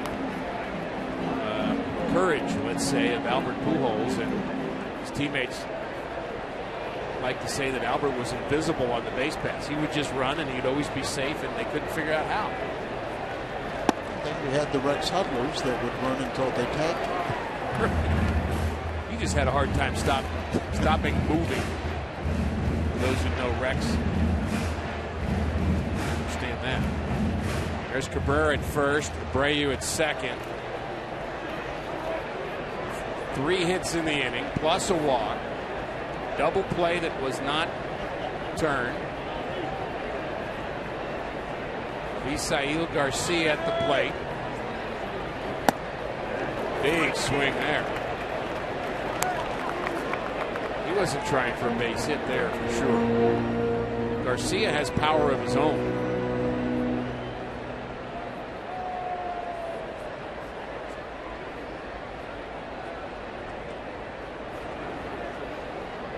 Two and one. The count. Now 2-2. Garcia just turned 24 last month. 6'4", 240. And he still looks like he could get bigger in that body. But in some ways reminds me, just looking at the size, reminds me of Cabrera, Miguel Cabrera. I'd love to have that career. I'll say. Check swing, couldn't hold up. Mark Rippinger, our home plate umpire, rings him up. Another strikeout. That's 8 now for Lance Lynn. And the third time he's gotten Garcia. There you go. There's how you can pitch up in a zone and really help your own cause with that strikeout. That pitch up there, if you get him to swing at it, the only thing he's going to do is to swing and miss, or at best, to pop up. Both of them would have kept the runners where they are. Perhaps the last batter that Lance Lynn will see. Adam LaRoche. 2 runners aboard. Fly ball center field. Grichuk on the move. He's at the track and he's got it. A long way from home plate, but an out. White Sox pick up 2.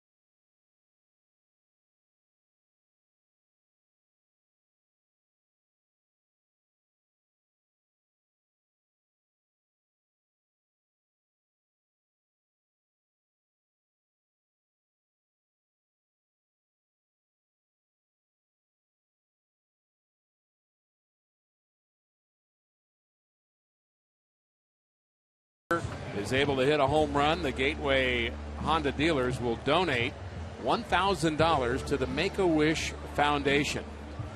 Jason Hayward will have that opportunity. He'll lead things off for St. Louis. He's 0 for 2. Water Tower, downtown Chicago. So many beautiful sights. Love the architecture. Amazing that people could drive that fast in Chicago. Taxi cab drivers. Yes, they can. Gotta have a horn, though.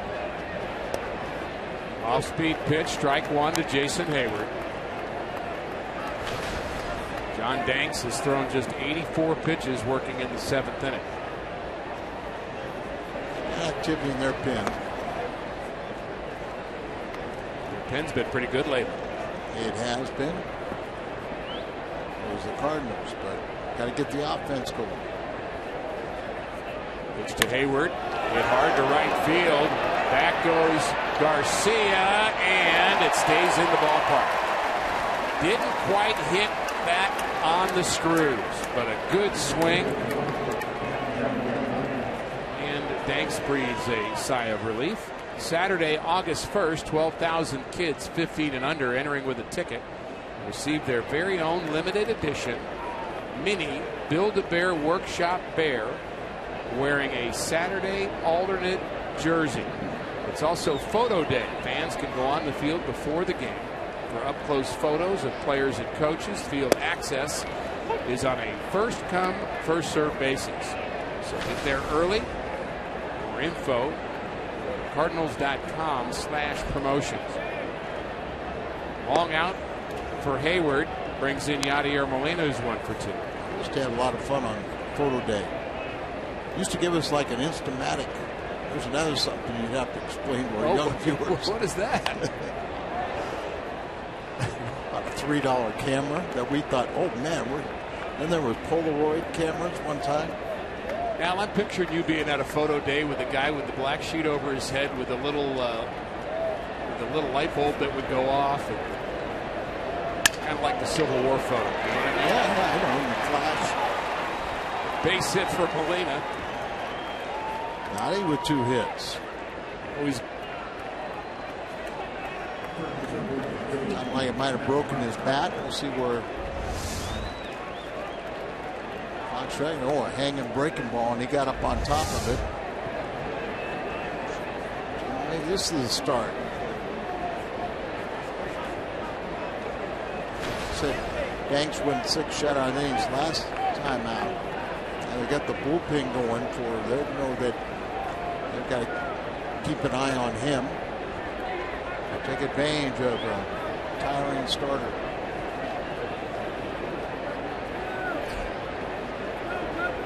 First pitch to Carpenter. Fly ball to center. Right center, that is. Eaton has it. 2 outs. Ventura didn't like that. So look at the glove. They wanted it down, and it's right over the middle, but pops it up.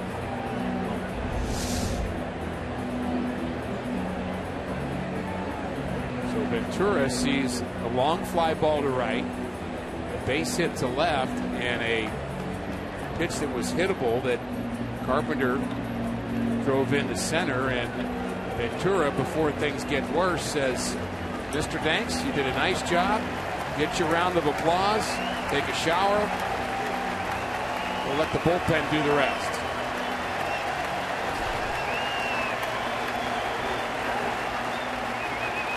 A right-hander to face Mark Reynolds. Our Chevy called to the bullpen.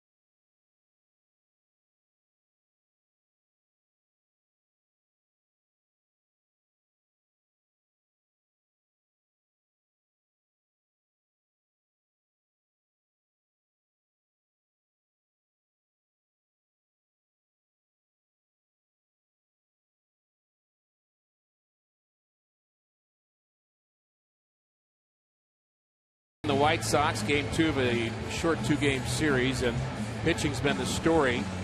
White Sox finally get to Lance Lynn in the bottom of the 6th inning. He only gave up 5 hits, struck out 8 in this game. Stephen Piscotty picks up another hit today, but Danks been very, very good. Abreu with the base hit to get the White Sox on the board. Jake Petrichka, Cardinals saw him now in St. Louis, and this guy throws very, very hard. And he also gets a lot of ground balls, so that sinker is his prominent pitch. Sinkers don't usually leave the ballpark. That's what Mark Reynolds is known for. Well, he's allowed just 5 home runs since 2013. But you never know. You never know is right. First pitch, hard sinker at 93. When you think about a sinker ball pitcher, you normally think 86 to 90, but not in this case. This is a hard sinker. It's a hard sinker. We've seen some guys today that go harder than that in sinking action.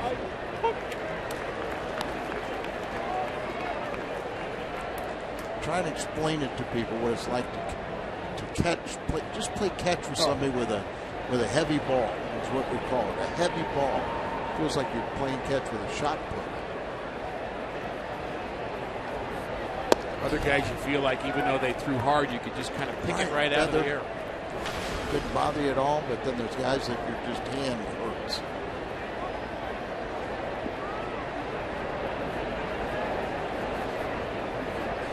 Reynolds certainly capable of tying this game. Count now in his favor, 3-1. Cardinals have Dan Johnson, the only left-handed bat on their bench. Pete Kozma, Tony Cruz, and Peter Borges on the right side. 3-1 pitch. A little bit low. Kind of not sure about that one. Reynolds wasn't sure. Late call by Ripperger, but the Cardinals get another base runner. Was this a strike or not? It looked awfully close, and there you see the Bob just fall out of it. Good call. Yep, very good call. And you don't want to hang around the batter's box and make an umpire think you thought it was a strike. Right. And yet they get upset when you do go to first base. Well, again, he got it right. And that warrants a visit from Don Cooper, the pitching coach.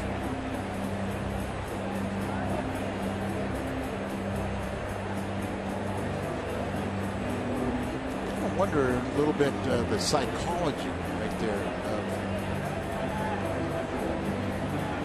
Scott, and you wonder does he get upset after he walks somebody or something happens? There are 2 outs. You think you're better than guy, you just go right after the next man. But the next man is a guy that they may not know very well, and he may want to make sure that Petrichka has a good understanding of the capability of Stephen Piscotty. Okay, we'll take that, but don't you always feel that doesn't matter what the hitter, good, bad, or indifferent, I know what my strengths are, and I'm going to go with my strength even if it works to his strength. 100% agree. And you got a guy that's got a dominant sinker. What else is he going to throw? That's true. Not like he's going to be doing something different to Stephen Piscotty. You can't, just hear sky reports and you say, "Oh, good fastball hitter." I said, "Well, what am I going to do?" Walk him? Well, I said, "Can he hit a great fastball?"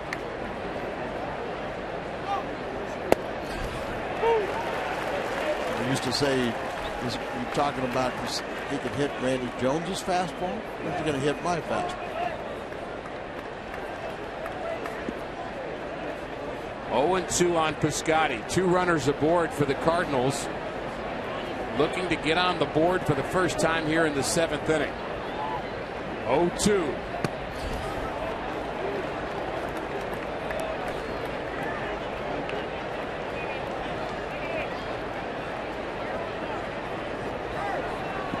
Molina, the runner at second. It's the second time this game he's been out there. Reynolds, the runner at first. Piscotty. Pop up on the right side. Abreu has it. Petrichka gets out of the seventh. Time to stretch here in the Windy City.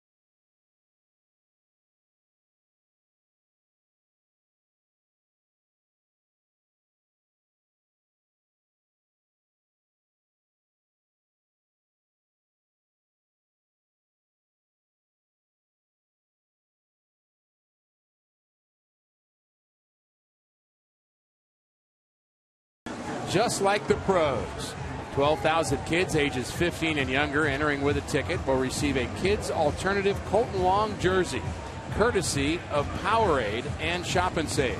Tickets at cardinals.com/promotions. Cardinals looking for offense here tonight. Only managed 6 hits, haven't scored. Lance Lynn gives way to our Chevy call to the bullpen and Miguel Sokolovic. Sokolovic appearing for the 18th time. You see the good ERA. Opponents just bagged 203 against him. And we've talked about the great Cardinal scouting system, farm system. 15 guys have come up from AAA. But think about the scouts that go out and find a guy like Sokolovic, 6-year minor league free agent. Marcus Hatley. Guys that have come up and contributed. Change of scenery. They get an opportunity in a new organization. All of a sudden they impress Mike Matheny, Derek Williquist in spring training. He's done a nice job up here in the big leagues.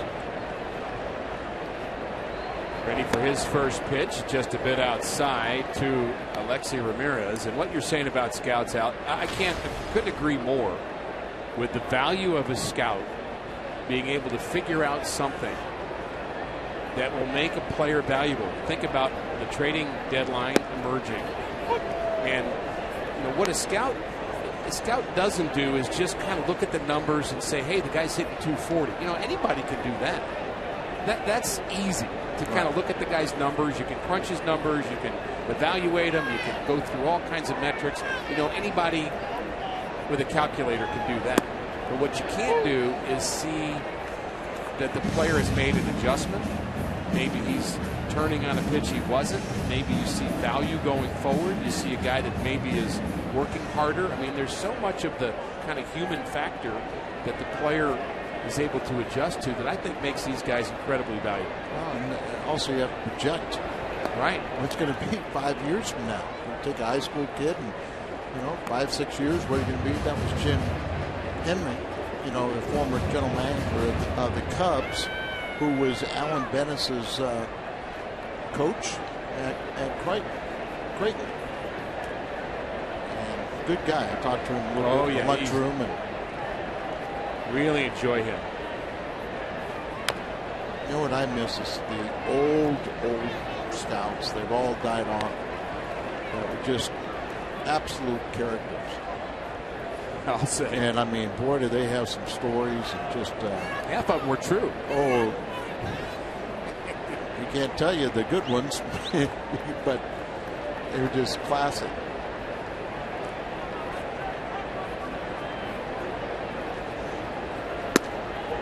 Eddie Lyons was one of my favorite. He was a Cardinal, but at the end of his time, he was working for the Cubs. But you know, a cell phone was foreign to Eddie. So when they'd have to come in, everybody was doing reports on computers. They just let him dictate it to a secretary.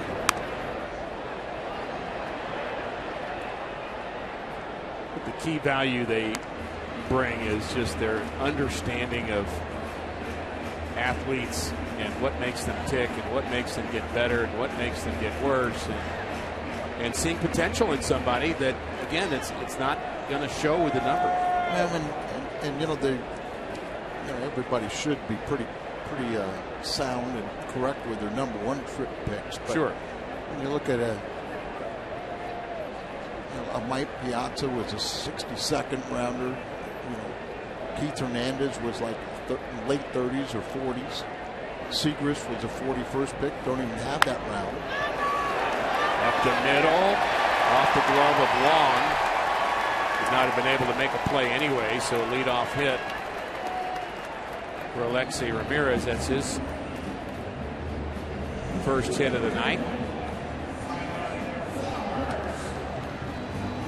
Ricky, I'm sure there was somebody that I used to always say that there's somebody in the minor leagues that helps get you the big leagues, that likes you more than the guys that dislike you. Absolutely.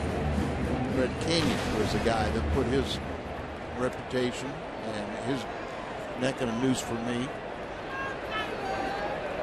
And you never forget those guys. Just making a judgment. They see something that maybe others don't.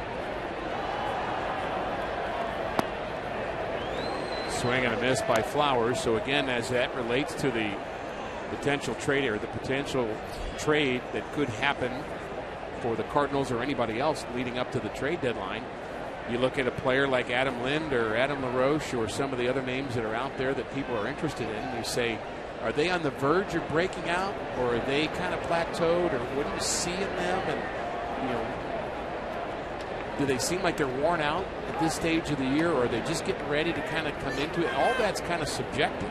Well, and you know, we're sitting here thinking, and everybody would say, okay, how do you help the Cardinals? You know, do you have to go get a left-hand hitting first baseman? Do you have to go get more relief pitching, another starter? All these different things. And yet, you also have to worry about, this is a really good chemistry with this ball club right now. And you got Matt Holliday back. You know, he's trying to find his timing and stuff, but that's like, you could not acquire a bigger player, you know, at the trade deadline than what you just got, taking Holliday off the disabled list. Is there a better relief option out there than Walden or Belisle? You know, these guys are getting close. You know, Mitch Harris is on a rehab assignment. You know, then you've got you know, Jaime Garcia, Marco Gonzalez. So you got to do the internal options first. Swing and a miss. Good pitch there by Sokolovich, and he strikes out Tyler Flowers. Doesn't quite look like the Hall of Famer. Future Hall of Famer we saw in St. Louis. That's 3 strikeouts tonight, very late on that delivery. 9th strikeout of the night for the White Sox, but Robin Ventura's club currently owning a 2-0 lead as they hit here in the 7th inning. And now you think about clubs that will actually want to break up bad chemistry. But I think your point's well taken about being careful about upsetting good chemistry, but you probably prefer a third option, which would be to add to already good chemistry. You think about the Cardinals getting, over the years, players like Cesar Cedeno and Dan Dreesen and Larry Walker and Will Clark that have been very positive additions, and they fit right in and they've helped. And they, like I said, were difference makers at the time. All those guys.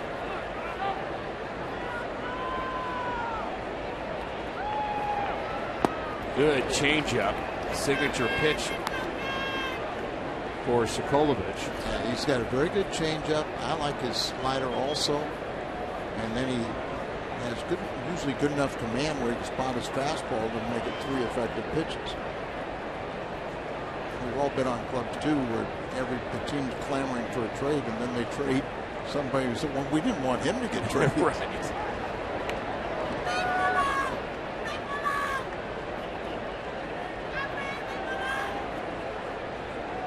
Sanchez has 2 hits here tonight.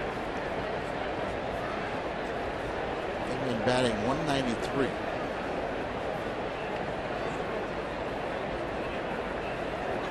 Ramirez runs very well. And there he goes. Change up, swing and a miss, throw to second, into center field. Grichuk gets on it quickly to keep Ramirez from advancing from second to third. Peralta was late in covering. Gotti just, you know, the rule of thumb is you throw it where you're supposed to throw it, right over the bag.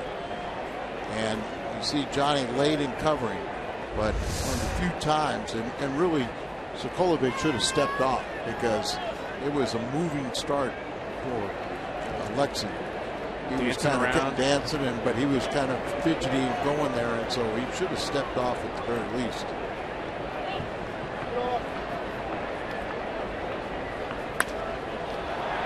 Into right center field, over comes Grichuk. He's got it, and shows off his arm one more time.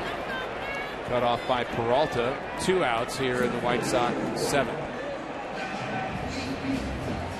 Saw something right there that you don't see very often. For some reason, pitchers don't back up bases. Sokolovich did. I've actually asked around a little bit, people that are coaching still currently, different teams, friends of mine in other places, and Cardinal people too. I said, is there something different? Is there a reason why pitchers aren't backing up like they used to? Maybe there's a theory that I haven't heard, and the theory is no, they're just not doing it. So, and then at the end of my career when I was in Atlanta, you know, I had a lot of experience throwing a pitch and backing up third. But you know, what's the difference between a runner not running a ball out and a pitcher not backing up third? Exactly, and a lot of times it's cost guys ball games. And it's just simple, just back up the play. I think the average fan, because the player hits the ball, will notice when a runner doesn't run down to first base. But you might not notice when the pitcher isn't where he's supposed to be. But in my mind, it's just as bad. I agree. Sokolovich. Good changeup there to Eaton, who fouls it at the plate. See if he can put Eaton away. 1 for 2 with a walk as he hits for the 4th time here tonight. Been on base 5 times in this short 2-game series. There's the Cardinals defense. Again, Eaton has some power. Don't disregard that. 1-2.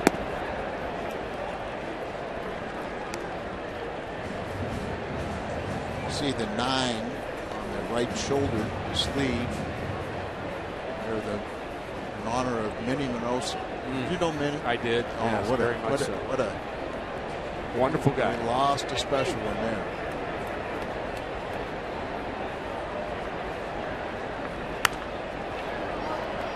The White Sox, in my year here in Chicago on the south side, they didn't have as many Lou Brocks and Bob Gibsons and all that in spring training and around the clubhouse, but Minnie Minoso was always around, always smiling, and he was the key ambassador for Jerry Reinsdorf and his White Sox organization.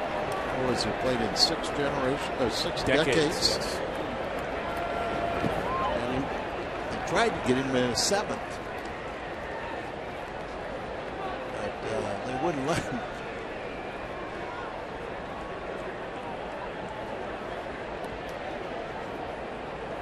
What a character. Oh, very, very nice man. And as you said, a great ambassador not only for the game but for the White Sox.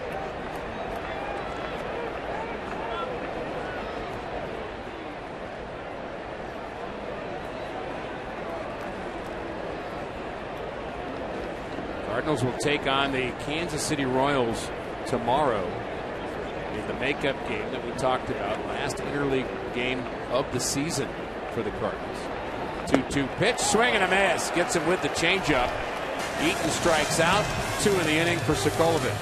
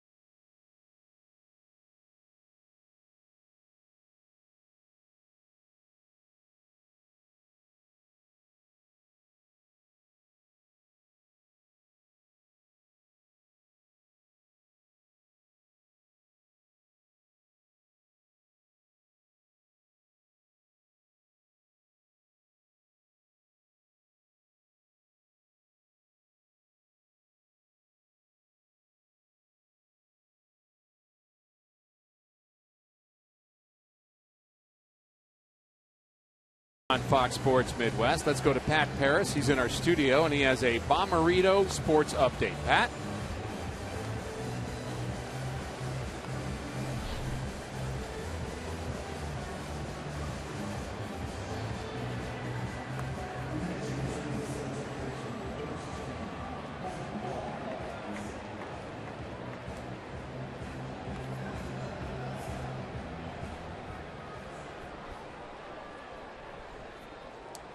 Thanks, Pat. Looking forward to the post-game show. Brad Thompson alongside with Pat Paris today. And Al, we woke up today to the news in Chicago not being so much about the White Sox and the Cardinals, but the big story in town here is the Cubs young catcher that's been called to the big leagues, who's really having a terrific start, Kyle Schwarber.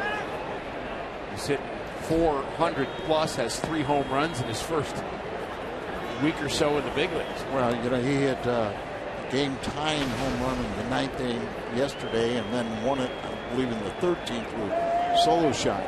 He came up earlier in the season, you know, for like a,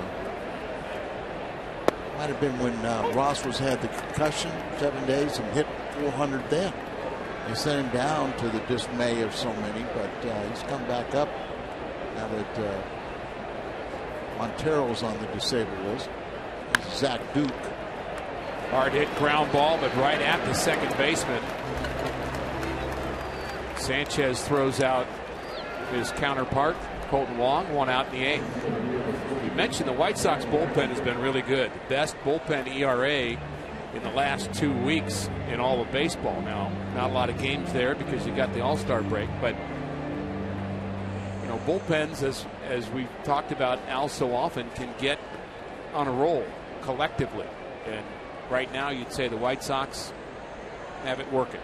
And Zach Duke's a prime example. You look at his 0.63 ERA and a 130 opponent's average over the last 16 appearances. He's 32 years of age now. Remember, he started with the Pirates, started for many years, moved to the bullpen, and has become a very effective lefty. Lefties are hitting 200 against him. Right-handed batters just 231. And Randall Grichuk, he's 0 for his last 11.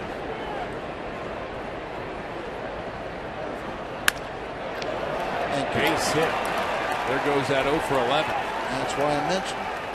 Good thinking. You know, streaks follow streaks. Wanted it down, and it was not so much down, but away.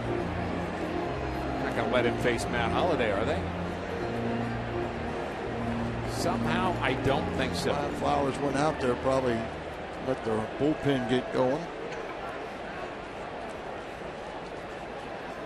Long conversation. Dave Robertson looks like the closer is up in the bullpen. Not quite ready for the closer yet, though. Perhaps is Robin Ventura. Umpire breaks up that conversation. Well, we got the hit. Now we need the blast. Look at the numbers against Duke. Wow, interesting. They're allowing Zach Duke to face Matt Holliday with those numbers. Very, very interesting. Duke delivers. Swing and a miss by Holliday. So good numbers against Zach Duke. The potential tying run at the plate. 8th inning. It's a lot of confidence they're showing in Zach Duke. The numbers have been good of late. He's recorded a 1.37 ERA in 19 games here at U.S. Cellular Field. One strike pitch is a little bit low, 1-1. Well, from the Cardinals' perspective, you got to at least say this. I like this opportunity. Yes. Might not work, but boy, you like the matchup. Peralta would bat next. 1-1. Swing and a miss. And on the hands of Holliday.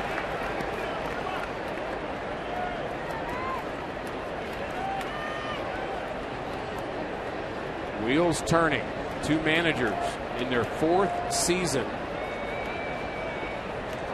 as a manager in the big leagues. Matheny and Robin Ventura. Check swing. Did he go? Asking for appeal, and of course Brian Lenore, the crew chief. Lenore wasn't going to give an answer till he checked on the potential throw to first base. He was on the move, wanting to be in the right position before he let him know he didn't think he went. Maybe a break there. I thought it was. Yeah. I thought it was very close to a swing by Matt Holliday. There's the defense again, pinching in the gaps, giving the lines in left and in right to Matt Holliday. 2-2. A lot of balls up the middle too. Did that hit it? It sure did. All right. Duke tried to get especially nasty on that breaking ball and hits Matt Holliday. And now the potential go-ahead run at the plate in Johnny Peralta. Pete Kozma's going to run for Holliday, which is a good move. And there's ball hitting the back foot of Holliday. So yeah, I mean, you're at this stage right now, you need that speed there. Oh yeah. But Peralta is the 300 hitter off at Duke. And then you know who's on deck is Jason Hayward, who hit .714 off at Duke. Well, the numbers certainly go in the Cardinals' way. They haven't scored yet, but here's the opportunity here in the 8th inning. Ground ball foul. This opportunity may be better than what you see in the 9th inning. Right.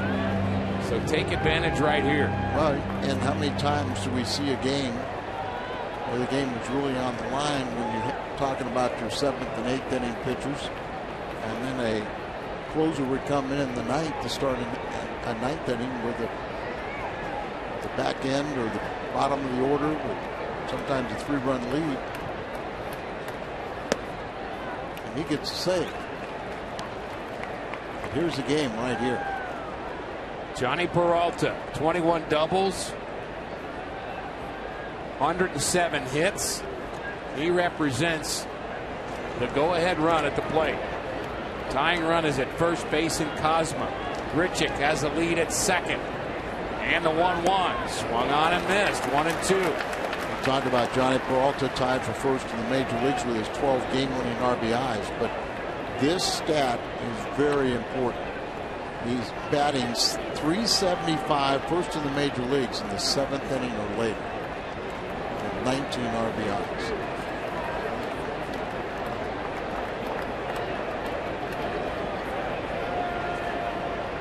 Will he come through here? The pitch. Grounded foul past Okendo, and that'll wake him up.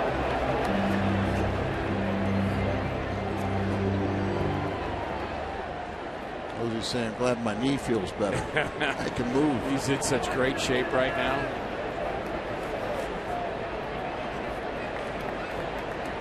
Really working hard. Back to running again. Way to go. He had to run away from that one.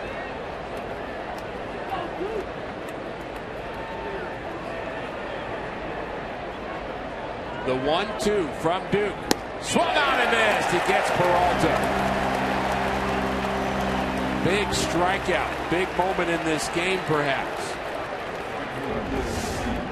Well, not over. There's 2 strikes, and here you see you get the strikeout. But Hayward, .714 average, 5 for 7 in facing Zach Duke. Tells me that Robin Ventura is at the point right now, despite the numbers, that he believes more in Zach Duke than he does in the other right-handers, other than David Robertson, will be the ninth. Exactly. Albers, Putnam, Webb also out there from the right side, but he stays with Duke. He now has a left-hander in Hayward. Ball 1. Hayward 0 for 3. Certainly very capable of pushing this rally forward.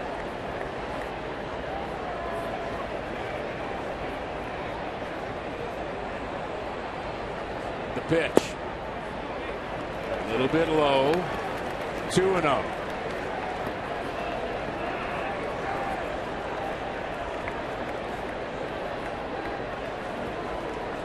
Garcia is almost on the warning track in right field.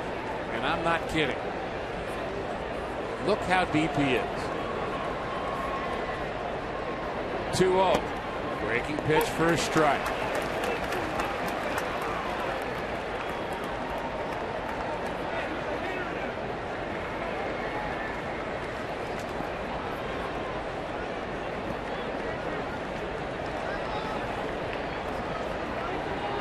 Ozma trying to get a big lead off of first. 2-1 pitch is grounded, just foul.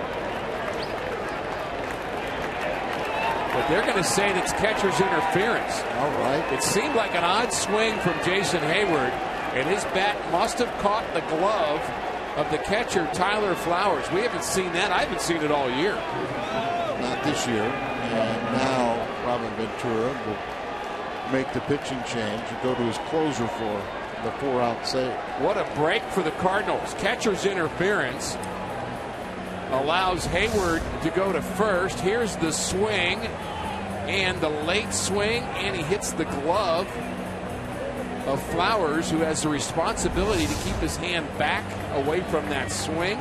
So the Cardinals with the bases loaded here in the 8th inning. Ventura goes to the bullpen. It'll be Molina.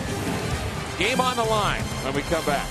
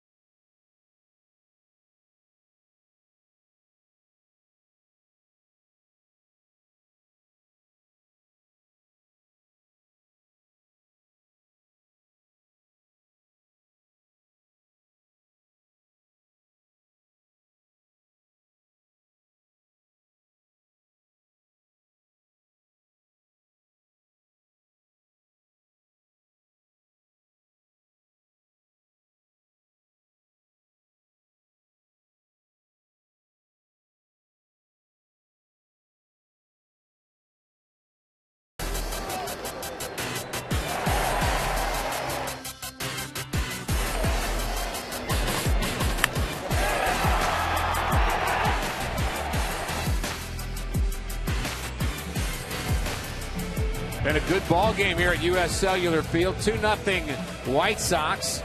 We are in the top of the 8th inning. The Cardinals have mounted a threat here against Zach Duke and the White Sox bullpen. And the last base runner reaches on this catcher's interference. You see Jason Hayward hitting the glove of the catcher, Tyler Flowers, so that's an error on Flowers. Loads the bases. Our Chevy call to the bullpen is David Robertson. 20 out of 24 save opportunities. Very, very tough. One of the best things about him from a Robin Ventura and the White Sox standpoint is first batter average 0.83. And that's important with 2 outs and bases loaded. Just a 1 ERA here at home. And the pitch to Molina. Inside for a ball. Yachty is 1 for 1 off of this closer. And he has a couple hits in this game. Yachty does not strike out a lot. Robertson is a strikeout machine.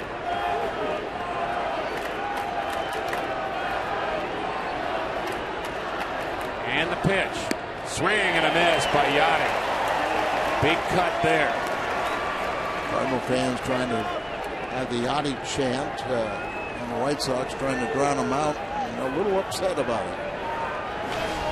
Grichuk singled with 1 out. Holiday was hit by a pitch. Catcher's interference has loaded the bases for Molina. Tying run at second base. Robertson, the closer. Talking about the outfield arms, they got a lot of assists out there. With Cosma pinch running for Holiday, that could be big on a base hit to the outfield. Very good speed on the base pass for St. Louis. The 2-1. 2-2. How about the contrast from where the right fielder Garcia is playing now with Yachty versus where he was with earlier. He's back all the way up. He's back against the screen. Outfield wall.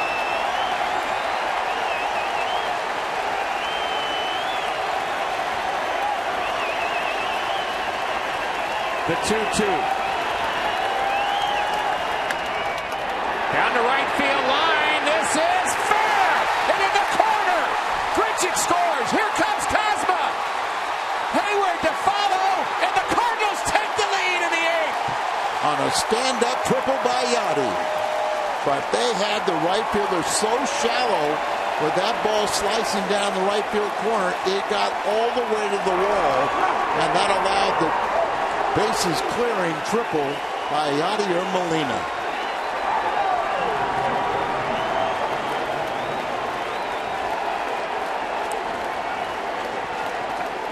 Talking about he's one of the best in the American League of retiring the first batter. Well, that's what can happen if you bring in guys on base and relievers don't get that first out. Good pitch down away, just a defensive swing, and you can see how Garcia had to just start running back into the corner. He was too shallow when right.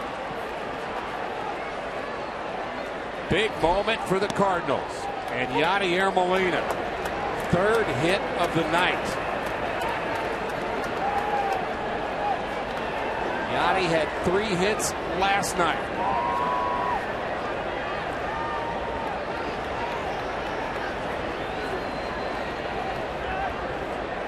(3-2) St. Louis.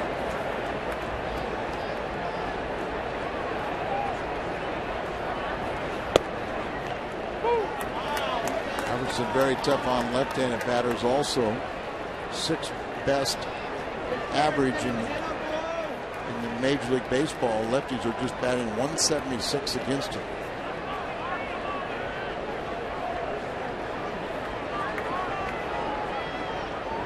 That since 2011. Carpenter strikes out, but the damage done. Yachty into the corner. Cardinals take the lead.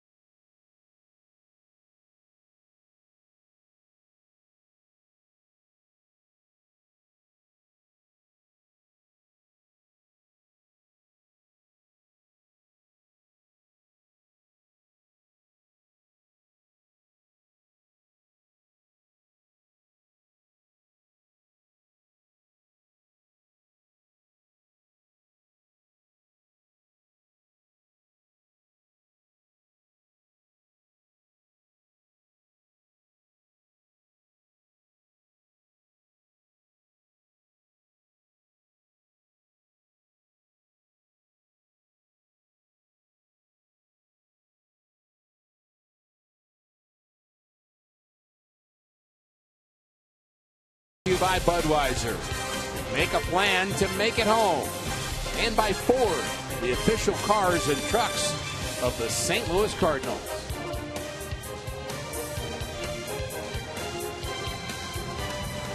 Yadier Molina giving the Cardinal fans on hand here at U.S. Cellular a big thrill in the 8th inning. His 2-out, 3-run triple has given the Cardinals the lead. And now the wheels keep turning for Mike Matheny and Robin Ventura. And our Chevy call to the bullpen is Sam Tuivailala. 9th appearance. You see, he's 0-1 on the year, but since he's come up, he's inherited much bigger situations. We recalled on July 11th from Memphis, where he was 3-0, 1.78 ERA, 12 for 12 in save opportunities, and a Pacific Coast League All-Star. Opponents are batting just 103 against Tuivailala. And facing a very, very difficult part of the order.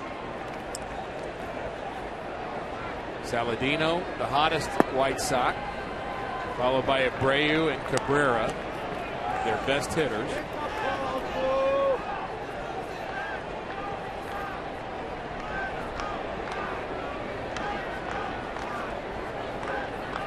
The 2-1. Broken bat, handled by Wong. How quickly a game can turn. Tim Hayes with a nice interview with Tuivailala today, and well spoken. You can tell that he is relishing his time here in the big leagues, and feels so much more comfortable coming up late last year, being around the guys in spring training, second trip up to St. Louis this year, and now showing the confidence that he feels like he belongs here and he can compete here, making that statement he wants to stay here. Not just be here. Right. That's what happens a lot of times. They come up the first time, they're thrilled, but then they go, I want to stay. It's so good. You get a taste of it. Pretty nice life being a big leaguer. Ricky, I think that's just so important when kids go to spring training and they get invited to big league camp, get a taste of it, and get to know the players. Then they aren't quite as in awe of them. Right.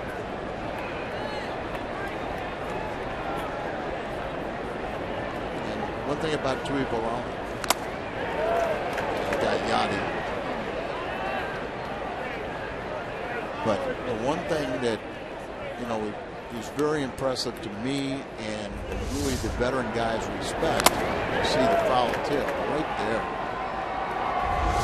is that he asks a lot of questions. Yeah. When guys come up here and they don't ask questions, they're missing a great opportunity to learn. But I've heard guys say, well, I don't want to ask a stupid question. Well, you're being stupid if you want to know something and you don't ask it.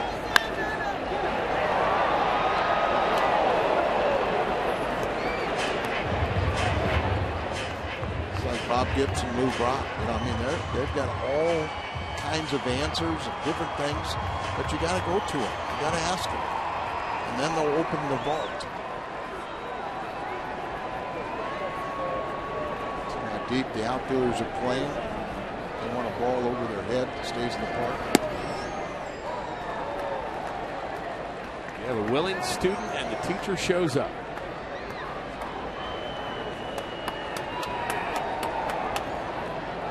Tuivailala is learning. He's learning in the 8th inning of a one-run game. The 1-2. Hard hit, center field, base hit. Playing very deep was Grichuk. Gets it in quickly as Abreu rounds first base hard. So the potential tying run is now aboard for the White Sox, with Cabrera coming to the plate. Cabrera, switch hitter.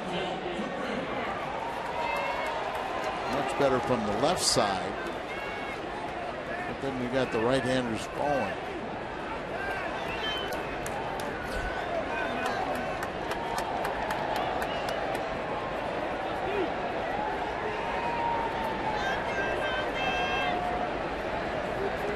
Segrist in the Cardinal bullpen.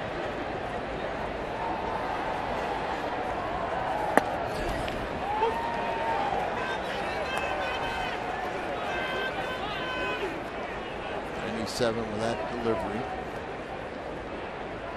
Guess Segrist is up for LaRoche, perhaps.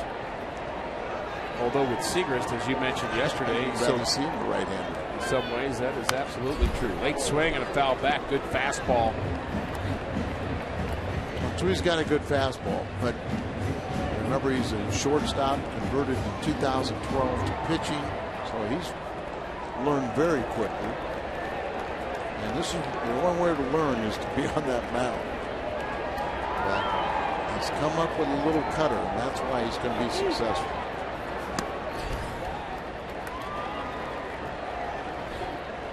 One and two. Tuivailala facing Cabrera in the eighth. Cardinals could not get runs for their starter Lance Lynn. They did pick up 3 for Miguel Sokolovich in the top half of the eighth. The pitch fouled off.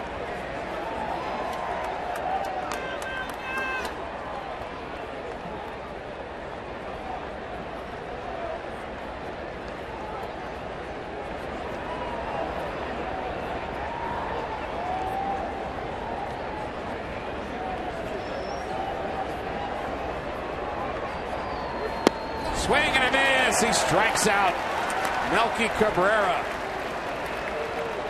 97 down in the zone. Really good hitter and a weak swing. But that, you know, I mean, he was just overmatched. Emergency hack. Yeah, there. emergency hack. Just got to make it look good. Right. And then you look at the video of it, you go, you have to do that. Misael Garcia. Strike one.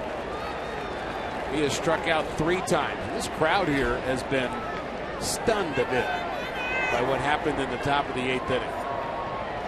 Cardinal fans started cheering. They started reacting. And now they're pensive.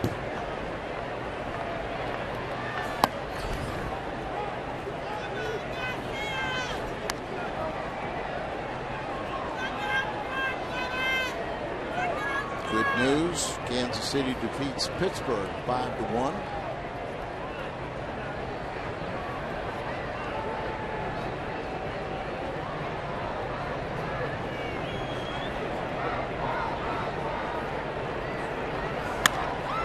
Looping liner over the head of Colton Wong into right field. Abreu's going to make it to third. Hayward gets it in.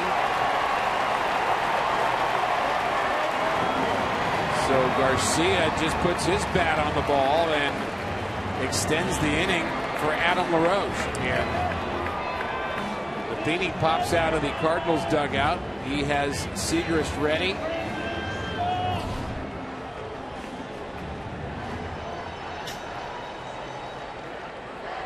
Takes the ball from Tuivailala.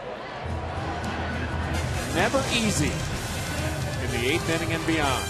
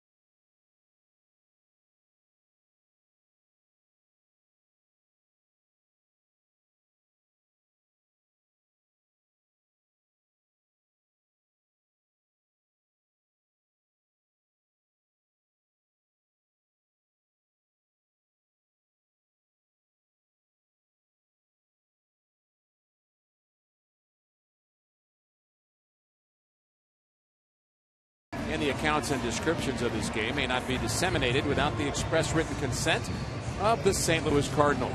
Very, very busy left-handed pitcher out of the Cardinals bullpen, Kevin Segrist. He is our Chevy called to the bullpen. He's either tied or has the most appearances in the National League, right, with his 49th game.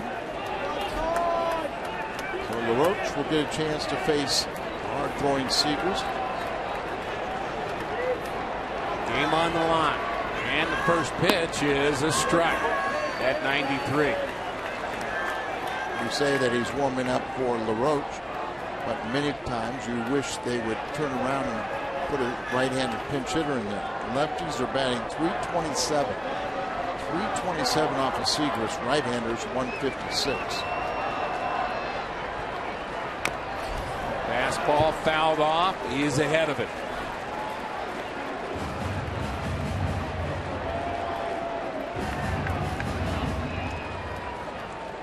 Roach with 252 home runs. It's fifth highest among left-handed hitters active. And a lot of strikeouts too. The 0-2. Swing and a miss. He strikes out LaRoche.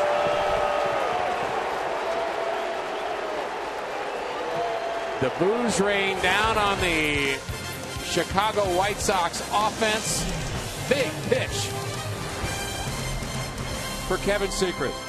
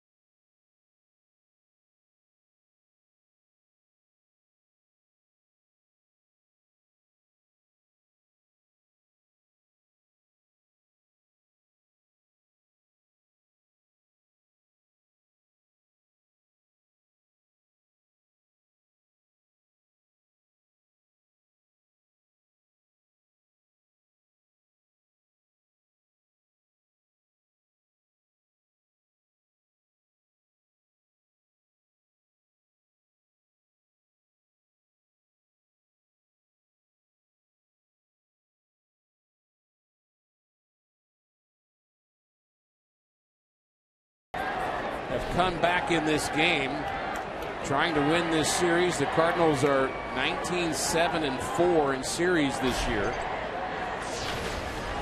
And just a short 2-game set. Won 8-5 last night and are trying to pick up a comeback victory here tonight, facing Robertson in the 9th. He's the one that gave up that 2-out 3-run triple to Yadier Molina. Reynolds, Piscotty, and Wong in the top of the 9th. An insurance run would be nice. Rick, I think the Cardinals hold on and win this ball game. The White Sox will now understand why the Cardinals have the best record. They probably didn't appreciate the strength of this team. And they took two games from them in a 2-game series in St. Louis. They're not that tough.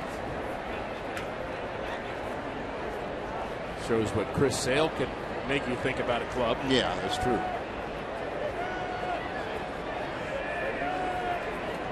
The White Sox had great hopes coming into the season. Watch out. Sometimes the ugly truth is you got to realize that they're not as good, or not the contenders. You see this ball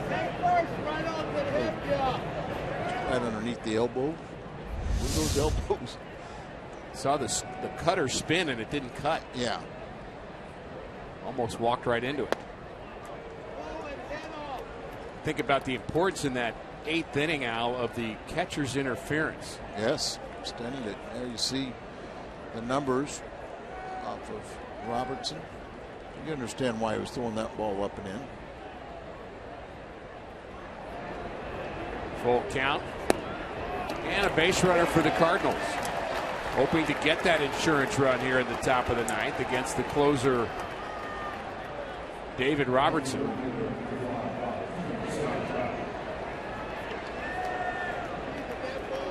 Stephen Piscotty has probably known the signs for about 24 hours. But being a Stanford grad, I'm sure he's got that locked in. Probably don't have to tell him too many things twice. For the sake of the Harvard of the West. That ball hit Mark Reynolds in the back of the leg. If it hadn't hit him, that ball might have gone into right field. Brayer didn't get much of a glove on that. Let's look at it again. He didn't get any glove on it. Boy, that's a break for the White Sox, isn't it? Yes. If he could have gotten up and advanced. Or if it didn't hit him and it went into right field corner. Right. No, I mean, but, well, that's true. He wouldn't be hobbled. Ground ball could be 2. Ramirez takes it himself. Piscotty does run well, but can't beat that one out. 6-3 double play erases Mark Reynolds.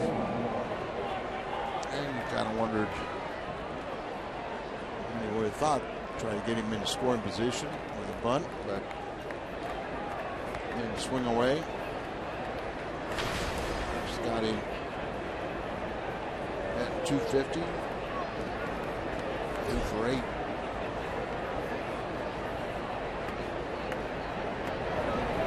If that ball hit the ankle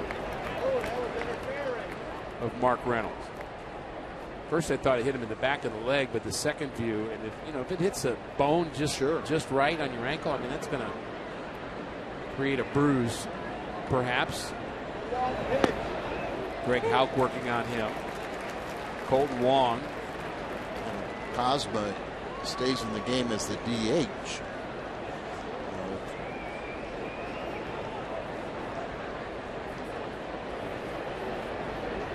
You got Dan Johnson that can play first.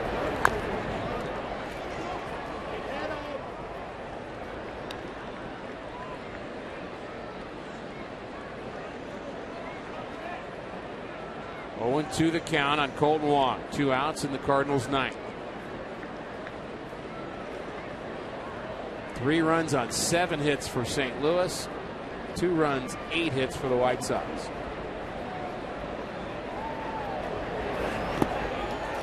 Breaking pitch, swung on and missed. Wong retired. Trevor Rosenthal getting loose. Looking for another save.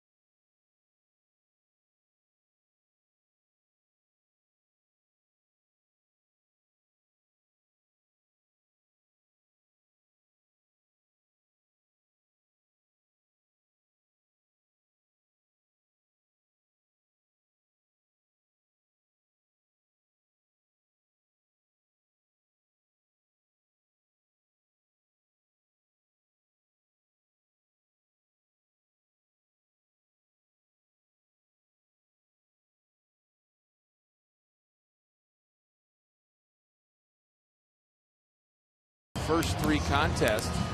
And the home team with runners in scoring position, 3 for 30, much better on the road team. Runs better and late runs even more significant.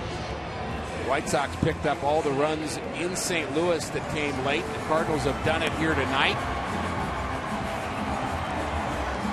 And they're going to rely on Trevor Rosenthal, our Chevy call to the bullpen, to try to pick up Al his 29th save of the season. That's right. Rosie had his first appearance in the second half last night. I talked to him today about how did he feel, and he said it felt really good. So hopefully that'll carry over. Pick up that 29th save. Big win for the Cardinals. Remember, they do. It's an open day on the schedule, but it's the makeup game against the Kansas City Royals tomorrow.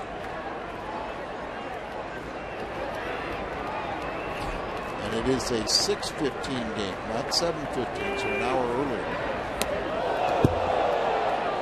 First pitch goes back to the backstop from Trevor Rosenthal. This is Trevor's 44th appearance.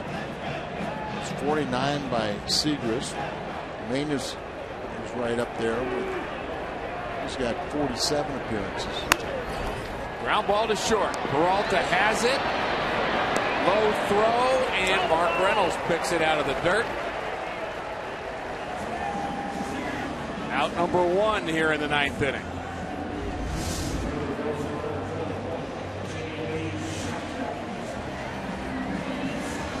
Bump it up. Bump it up. Rosie right here, trying to get 7, 8, 9 in the order. Reynolds went out to play first base. Mike Matheny came out onto the field to ask him if he was okay to play defensively. Made a nice play there on that low throw. Shocked the pinch hitter. Got a base hit last night. He's a pinch hitter.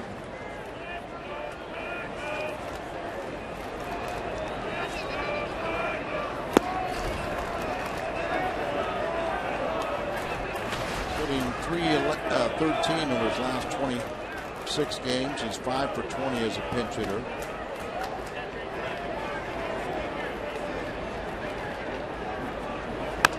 Ground ball right side.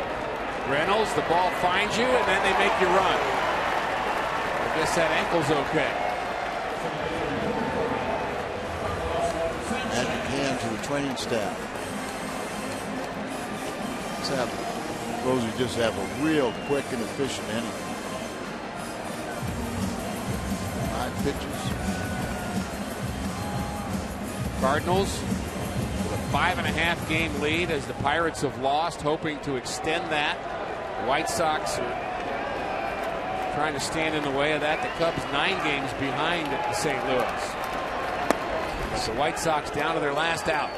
Pirates had those emotional wins at the end of the second half against the Cardinals, but to start after the All-Star break 1-5. They were swept by Milwaukee and then won one of the 3 games in Kansas City. Player of the game brought to you by Budweiser is, of course, Yadier Molina. 3 for 4 here tonight. His triple in the 8th inning. Drove in 3. Rosenthal trying to close it out. 2-1.